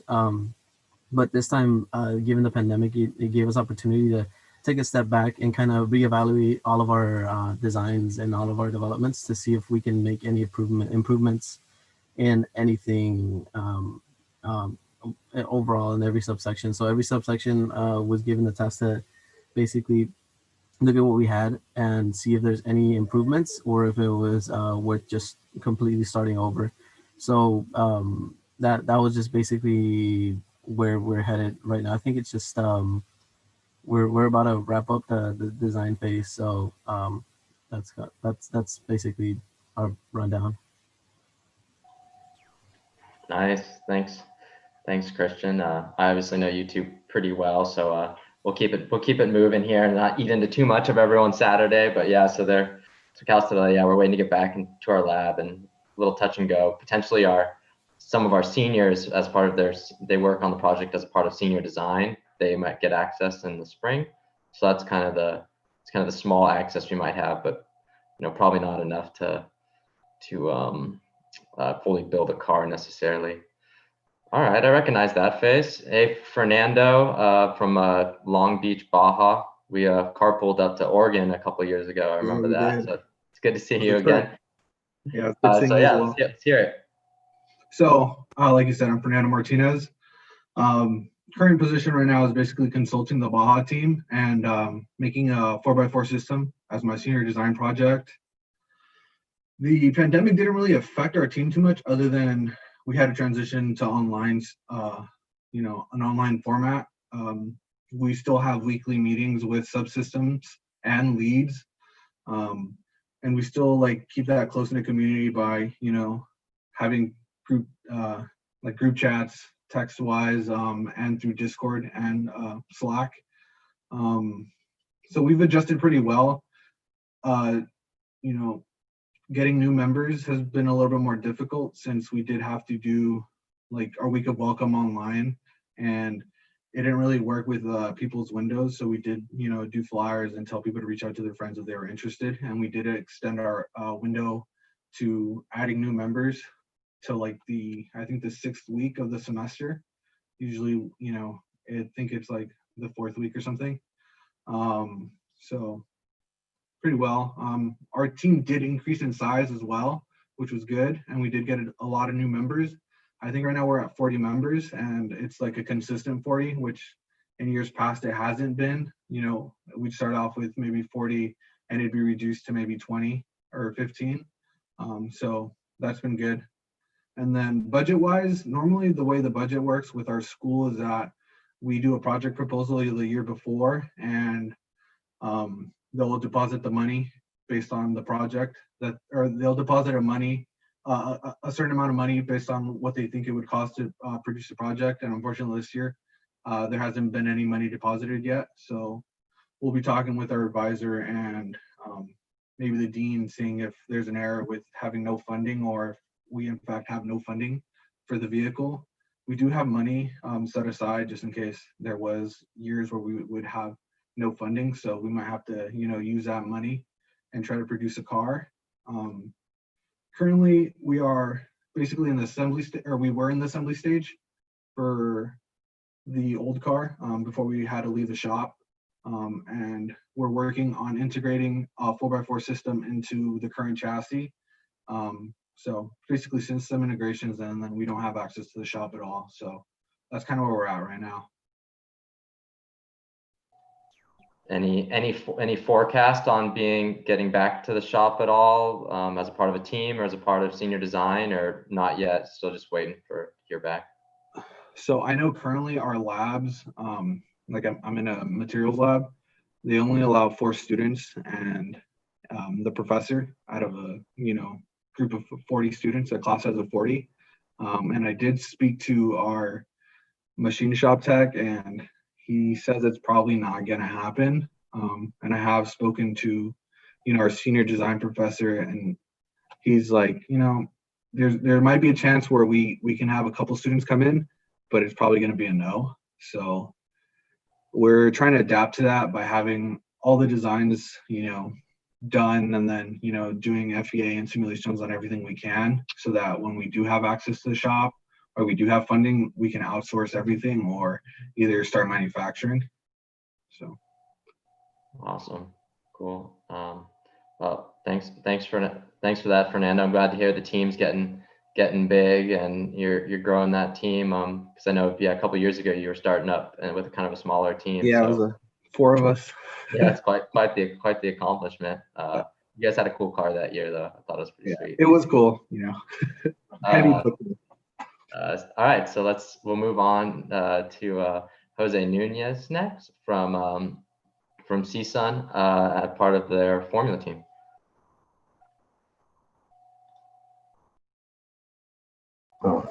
Hi, I'm Jose Nunez. I'm the project manager at Formula SAE at CSUN. Basically, we had 2 cars going on in the spring semester, the IC and the EV, and they were both put on hold. And so it's up to us to finish manufacturing them. First, we got to start with the internal combustion car, finish that one up, and then maybe move on to the electric vehicle. We have lab access. We are limited to about 3 hours once a week, and we're allowed 10 people at a time. And so everything else is done in a virtual environment. The rest of the team basically reviews and studies the design of the 2020 vehicle so we can prep for the static competitions, for the knowledge events. Hopefully, the school lets us do testing in the spring. As right now, we're not allowed to. We're using Discord, phone calls, and texting to communicate. So we have constant communication with our faculty advisor over Zoom and over email. The 10 students chosen to attend every week are specifically chosen for their skills and abilities needed for manufacturing the 2020, or technically it's ours now, the IC car, which is the first one we have to finish. So basically, we were forced to adapt a 3-semester design and manufacturing cycle. So the idea is that hopefully this semester we are able to finish our DIC vehicle. And hopefully in the spring, we can move on to the design phase for our year, as well as hopefully get some testing time. The school budget. For us, surprisingly, the budget has remained the same. It hasn't really affected us, but it seems like it will be affected moving on from the following year. But for us, thankfully, we haven't been affected that much budget-wise. A lot of the information that we exchange, it's done over Discord, like I said.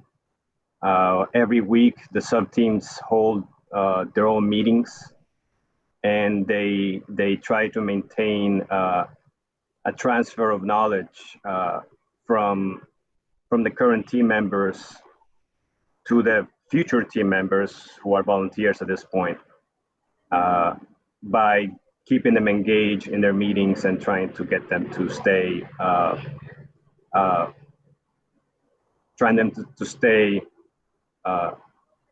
active in our Discord channel. And that's where CSUN is at. Well, that's interesting that they give you some access. It seems like, so you said it was 3 hours once a week for 10 people, and do all 10 people have to go in at the same 3 hours because they're supervised, or? Huh. Yeah, Dr. Prince is there with us, and we cannot be there. We can only be there during the allotted time for senior design. I see. So that's a part of something that's kind of, they made for senior design to be able to come to campus. Right. Yeah, ours is similar. I'm thinking of, as an advisor, I don't really do much manufacturing these days, but how hard is it to get something done in 3 hours? I feel like you get in, takes you a little to get the tools. It takes you another half hour to clean up. You go in there and you feel like you're just spinning your wheels for 2 hours a lot, or you feel like, hey, we found a way to get a lot of stuff done? It takes a little while since the new team members don't have the know-how of the manufacturing process, especially with the CNC machines.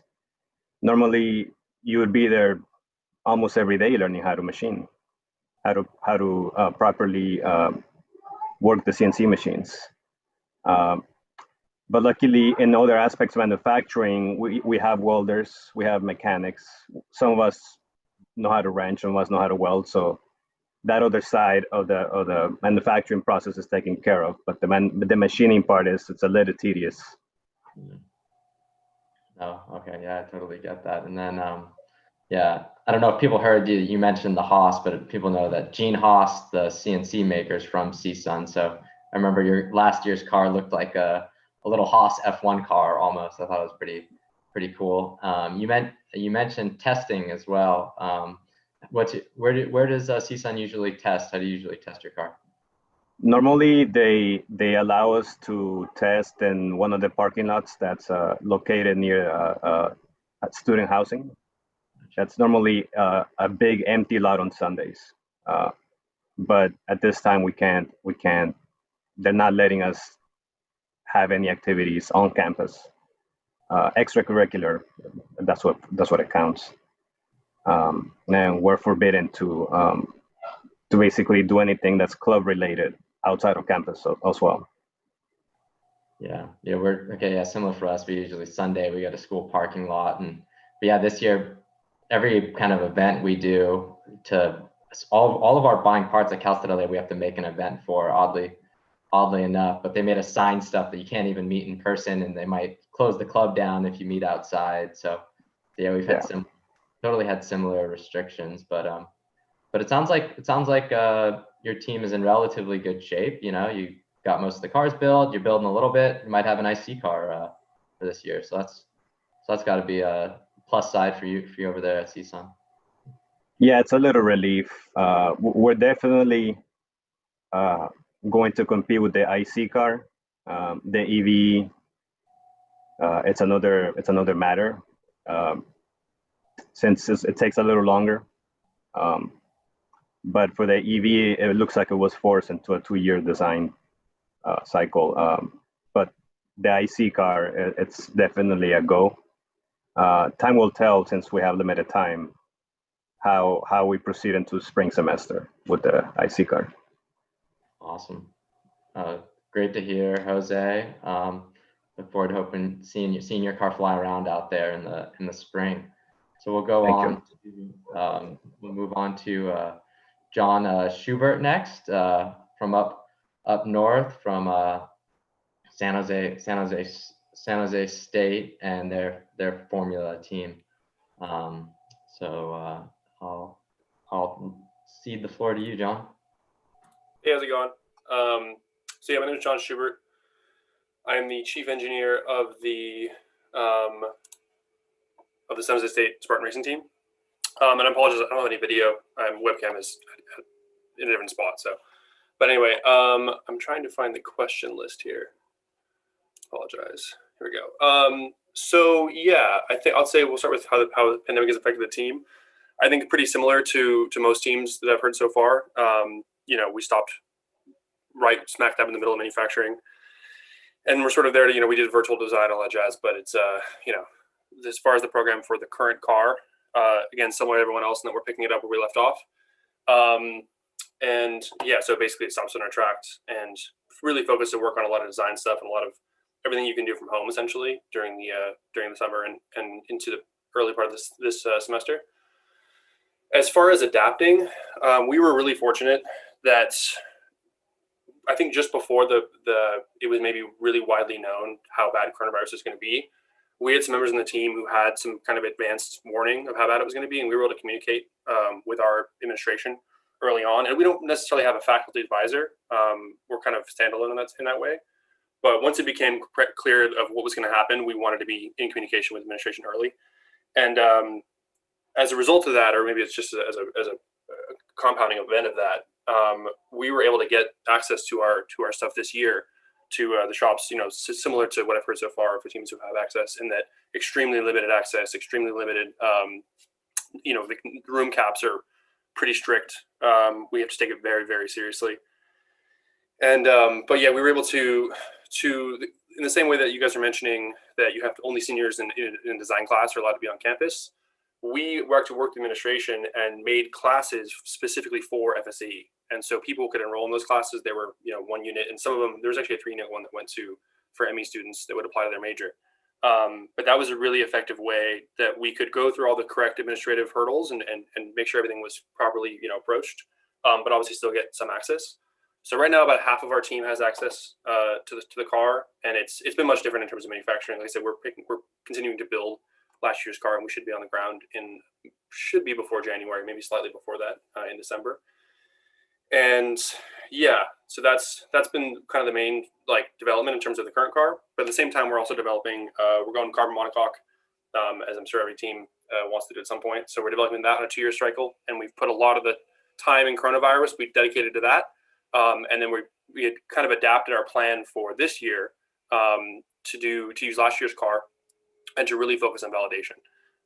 Pretty much all of our design effort for the current car has been exclusively on what sensors we're going to use, how we're going to wire the sensors, how we're going to wire in the DAC, how are we going to get everything organized so that when you pull data from the car, it's one succinct file, and you can use the data to any analysis that we need to do. And a lot of testing methodologies specifically for validating the concepts before we go to the monocoque. So a lot of the TR stuff, a lot of the potential switches and powertrain, that kind of thing, really focusing on that aspect. So we've been fortunate that we were in a position where we could really easily pivot and sort of, for lack of a better phrase, use coronavirus to our advantage in terms of being stuck in a room for 6 months. We could kind of convert that pretty quickly into that carbon monocoque.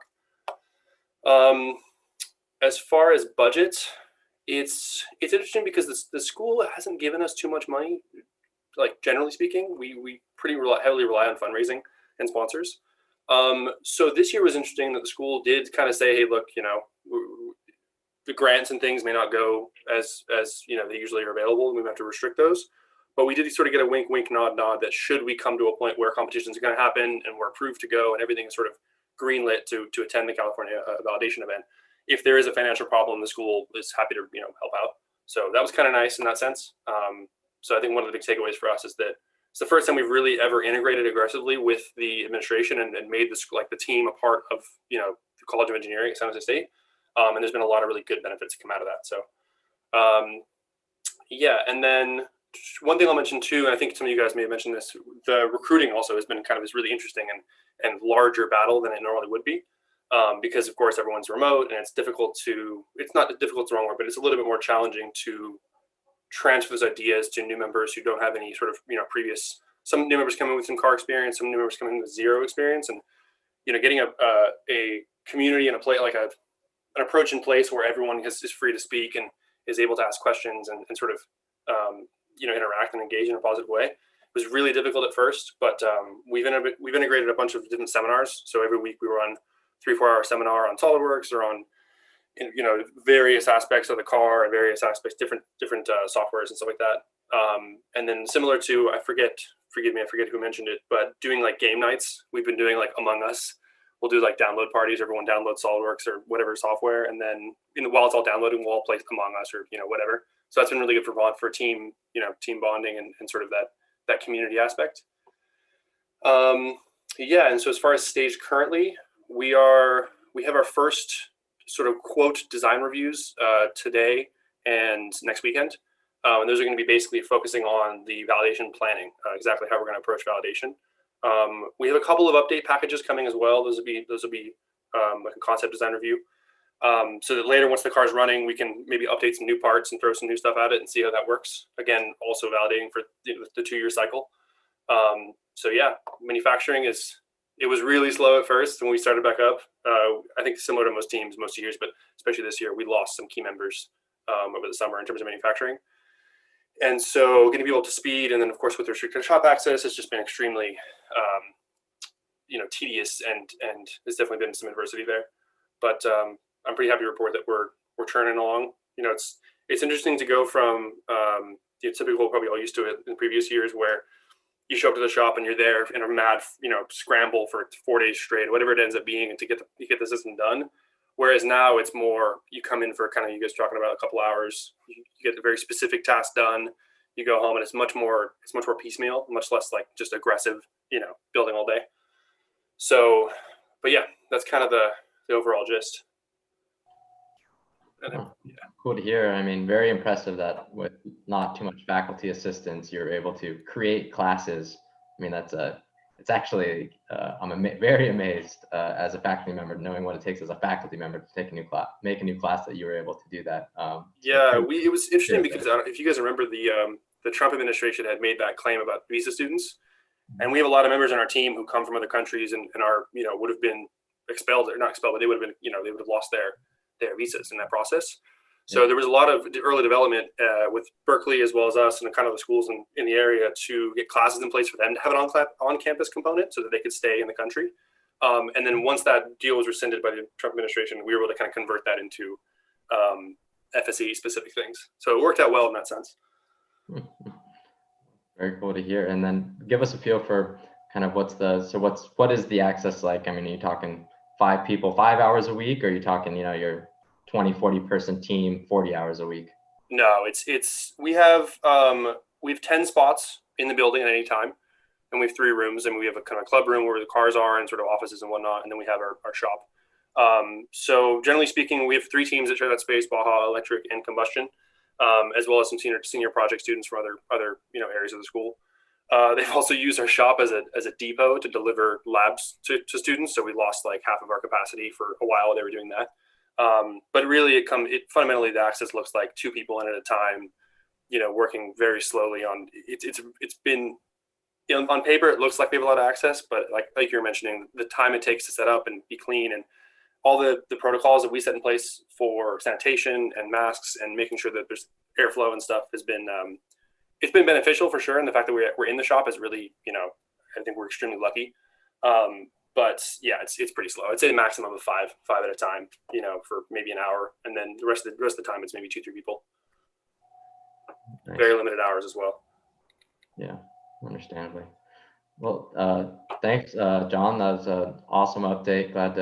I'm a NorCal original too. So it's good to hear that things are going okay up there. And I think it's the situation is a little different in San Jose than LA. So I think that's also probably helpful at San Jose State. Yeah, it's cool to hear. Hopefully we'll see you zipping around out there next June as well. Yeah, thank you. Awesome. So next we'll have Tristan Cortez from UCI. I saw a post shared that they just opened your lab up just recently. So that's got to be nice. So yeah, give us a little update.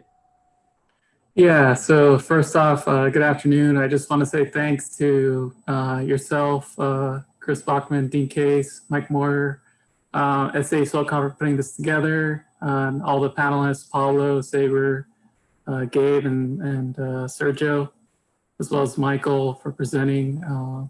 Yeah, just thanks for your time and putting all this together. We have campus access, but I'll talk about myself a bit first. So I'm Tristan Cortez. I'm the chief engineer of Anteater Formula Racing, which is the FSA internal combustion team at UCI. The way the pandemic affected our team, so in the winter, we got our chassis about 95% done before lockdown. Then in the spring, what we decided to do is to kind of redesign components that we didn't get to in the previous summer. So for example, thinking about like redesigning the intake, implementing electronic throttle control, paddle shifting, things like that. So we did that in the spring. In the summer, we were finishing up that design work. We're also doing some recruiting because a lot of the alumni graduated. So we had a lot of people to recruit. And then we're also working on putting together plans and documents for the administration so we could get access in the fall. So we worked on that with Baja and the SAE team since we share lab space. So we have adapted to that. We have all our class meetings through Zoom.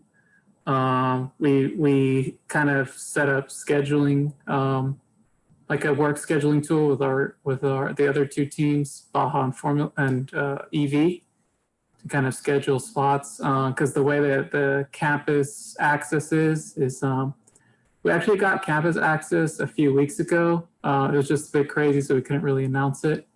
But how it works is, so we get, for weekdays, we get lab access 6 hours per day, but it's like in 2-hour intervals. And then we need to take like an hour break. So like a cleaning break.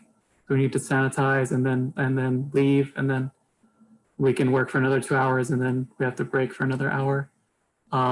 So in the shop, our main shop, we have kind of 3 vehicle bays, one for Baja, one for IC, one for EV. There's only 2 people per vehicle bay that can work. But the school's also given us like other spots to work in on campus, like other rooms, but there's only like a max of 2 people that can work on one thing together. So we've been fortunate in that. Kind of more limited is like access to our like machine shop and like additive manufacturing areas. For the machine shop, you can only go in there if you have like, if you've taken the course that UCI offers, and you have to send like all your drawings and stuff ahead of time before you can go in there. But it's only like 2 at a time for that.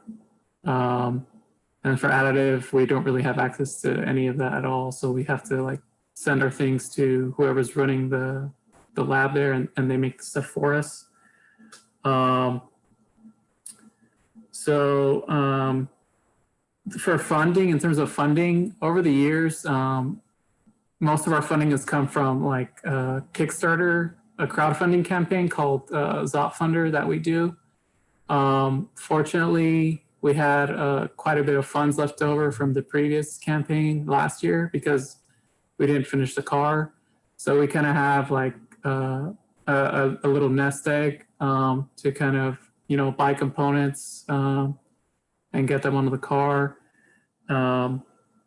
So thanks to our generous donors for that. So we kind of have a little nest egg for right now, but it's going to run out at some point. So we have some time before thinking about fundraising. We're currently in the manufacturing phase. We're specifically working on getting the powertrain together, finishing some stuff up on the chassis, working on our electronics, finishing up the wiring harness, because that was about halfway done before lockdown. And yeah, that's kind of the main overview of what's going on here at UC Irvine. Nice. It's cool to hear. Yeah, I love UCI watching Mike McCarthy's and what was his name? Smitty's videos, right? Yeah. You guys had some really cool. If folks haven't seen those yet, they got some really cool videos. Yeah, so it sounds like you might have a car ready for June then, in terms of the IC is the way it's looking. It sounds like. Yeah, I think that's definitely our goal. We're about to start week 4 of the quarter, and we're hoping to have like a rolling car by week 7, and then hopefully a running car by week 9, and maybe a testable car by the end of this quarter. So yeah, because we want to get a lot of testing time, since that's, you know, a lot of the F1 panelists mentioned that, you know, just getting a car together and running is probably the most valuable thing, instead of worrying about, you know, trying to get the perfect car together. So that's kind of where we're at. So where does UCI where do you do your testing usually? We have a parking lot. There's a parking lot that we use. So we set up like our tracks there with cones, where we usually have to submit like a plan of like what we're going to do. So I don't think that's going to be any different. But that's probably something we'll think about, and once we get a testable car. Awesome. Cool. Thanks, Tristan. Good to hear from UCI. Good luck the rest of this year. So we got our last speaker. We got Vihan Krishnan from USC Formula. So good to see you. We've Cal State LA and USC usually do a couple exchanges, checking out your campus. You got that new makerspace coming in. So hopefully after this you'll finally land in there. But yeah, give us a little rundown from USC. Yeah, absolutely, Chris. Thanks for that. And just real quick, thank you to all the panelists and everyone for organizing this. This has been great. A great couple of hours just for information. But yeah, as you rightly said, we're eagerly awaiting the day that we can get back into shop. But how the pandemic affected us started it started in March. That was like a lot of other design teams said, it was in the middle of their design cycle. And so we were sort of stagnated for a little bit there, and our new team came in. Myself as a project manager this year, and my technical leads took over in the summer. And at that point, we were faced with a huge opportunity because we had a half built car, an untested car, and so we really set our sights on returning in the fall, and testing as much as we can, because all of the feedback we've gotten from everyone, including our alumni, everyone else, has been spend most of your time testing the car. That's where all your knowledge is. So we were really geared for that, but we were kind of we were very much expecting to be on campus in the fall, but because of LA County regulations, USC was not able to let us back. So at that point, it was sort of, we were all a bit shaken up, and everyone was sort of kind of disappointed. We were really looking forward to getting back, but that really prompted us to adapt our mindset, and we really had to start planning for the worst, hoping for the best going forward. So as of right now, we are planning for the worst, is in terms of the situation that we're not going to be allowed back in on campus in the spring. That's really unfortunate, but so in that case, like Michael talked about earlier, we're really in the back of our minds, we're setting our sights on FSAE 2022. We want to prepare ourselves and be as geared for that competition as much as we can. So we're figuring out how we can set our sights on that. We're already sort of in the concept stage for that. We're doing a couple of simulations, but at the same time, we're also hoping for the best. So we're figuring out ways to still try to test as much as we can if we are able to manufacture the car in spring. So we're trying to outsource parts, and luckily enough, our school has maintained our budget, so we're able to outsource parts and spend a bit of money on that, like our uprights and our A-arms. But yeah, we're really trying to we have to maintain that balance. But when that happened in August, when we were told we couldn't get back on campus, we took a step back and we discussed, and the team got on the same page. And I think with a lot of other influencing factors, the team really came together to the consensus that we want to use this year, this tumultuous year, to build the A team that we've always wanted, that Claude Ruel and everyone speaks about. So that's in terms of ensuring that we thoroughly understand our fundamentals, from tire physics to kinematics, understanding our simulations, making sure that we understand, and all our new members as well understand how to CAD and how our assemblies work in NX. And building our simulation muscles. This year, we're trying to model our engine in GT Suite completely. So hopefully going forward, we'll be able to apply that to different engines when we're doing engine evaluations. but also from a project management standpoint, we're trying to set in place robust knowledge transfer systems so that this stuff doesn't get lost year to year. It's been getting better and better at USC Racing, but we're trying to improve that.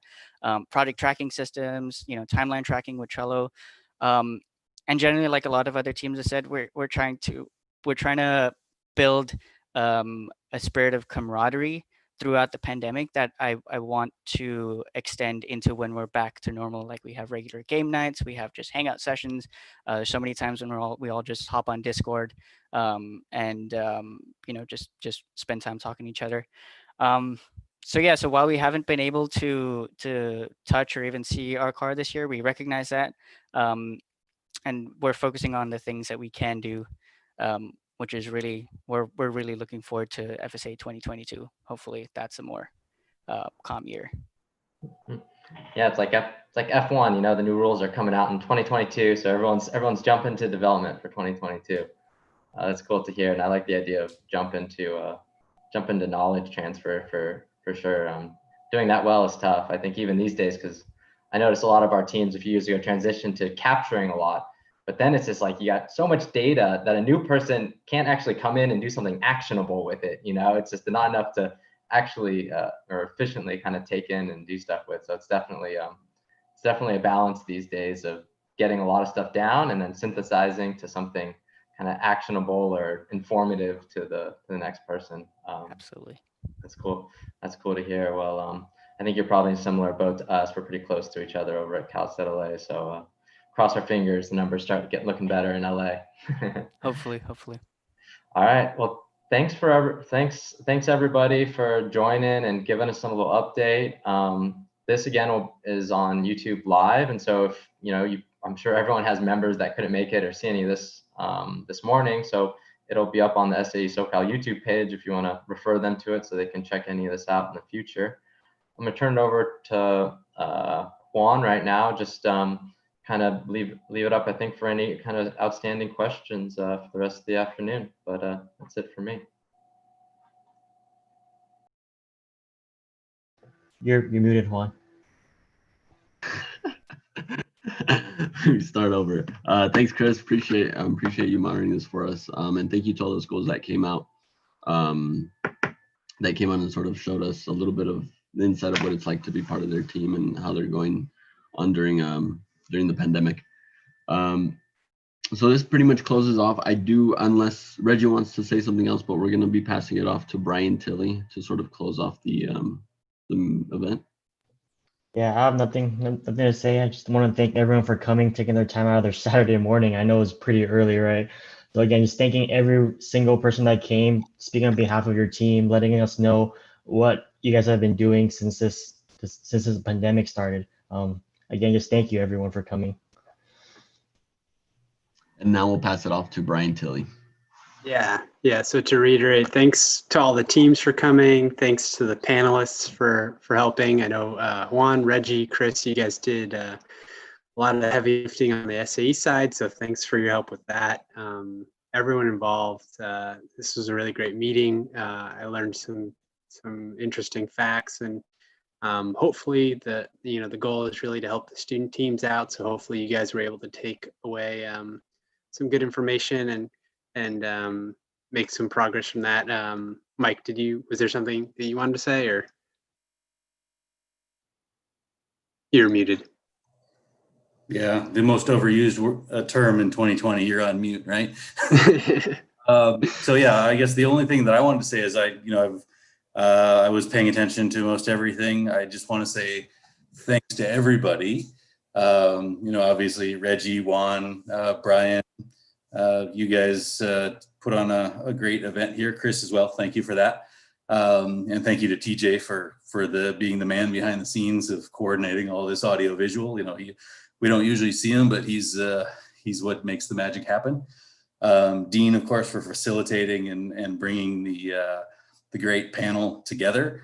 And of course, Michael, thank you very much for giving your words of advice through your 3 different careers. I thought it was really interesting to kind of see the different perspective, that there's more to developing one's career than just the standard traditional approach of, high school, college career, and there you go. So I appreciate you for illustrating that. Overall, I think is a great event. And thanks to all the student members to update us. It sounds like everyone's going through challenges this year, right?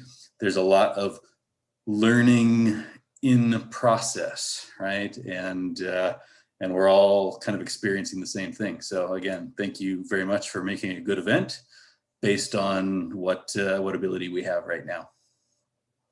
So yeah, that's all I had to say.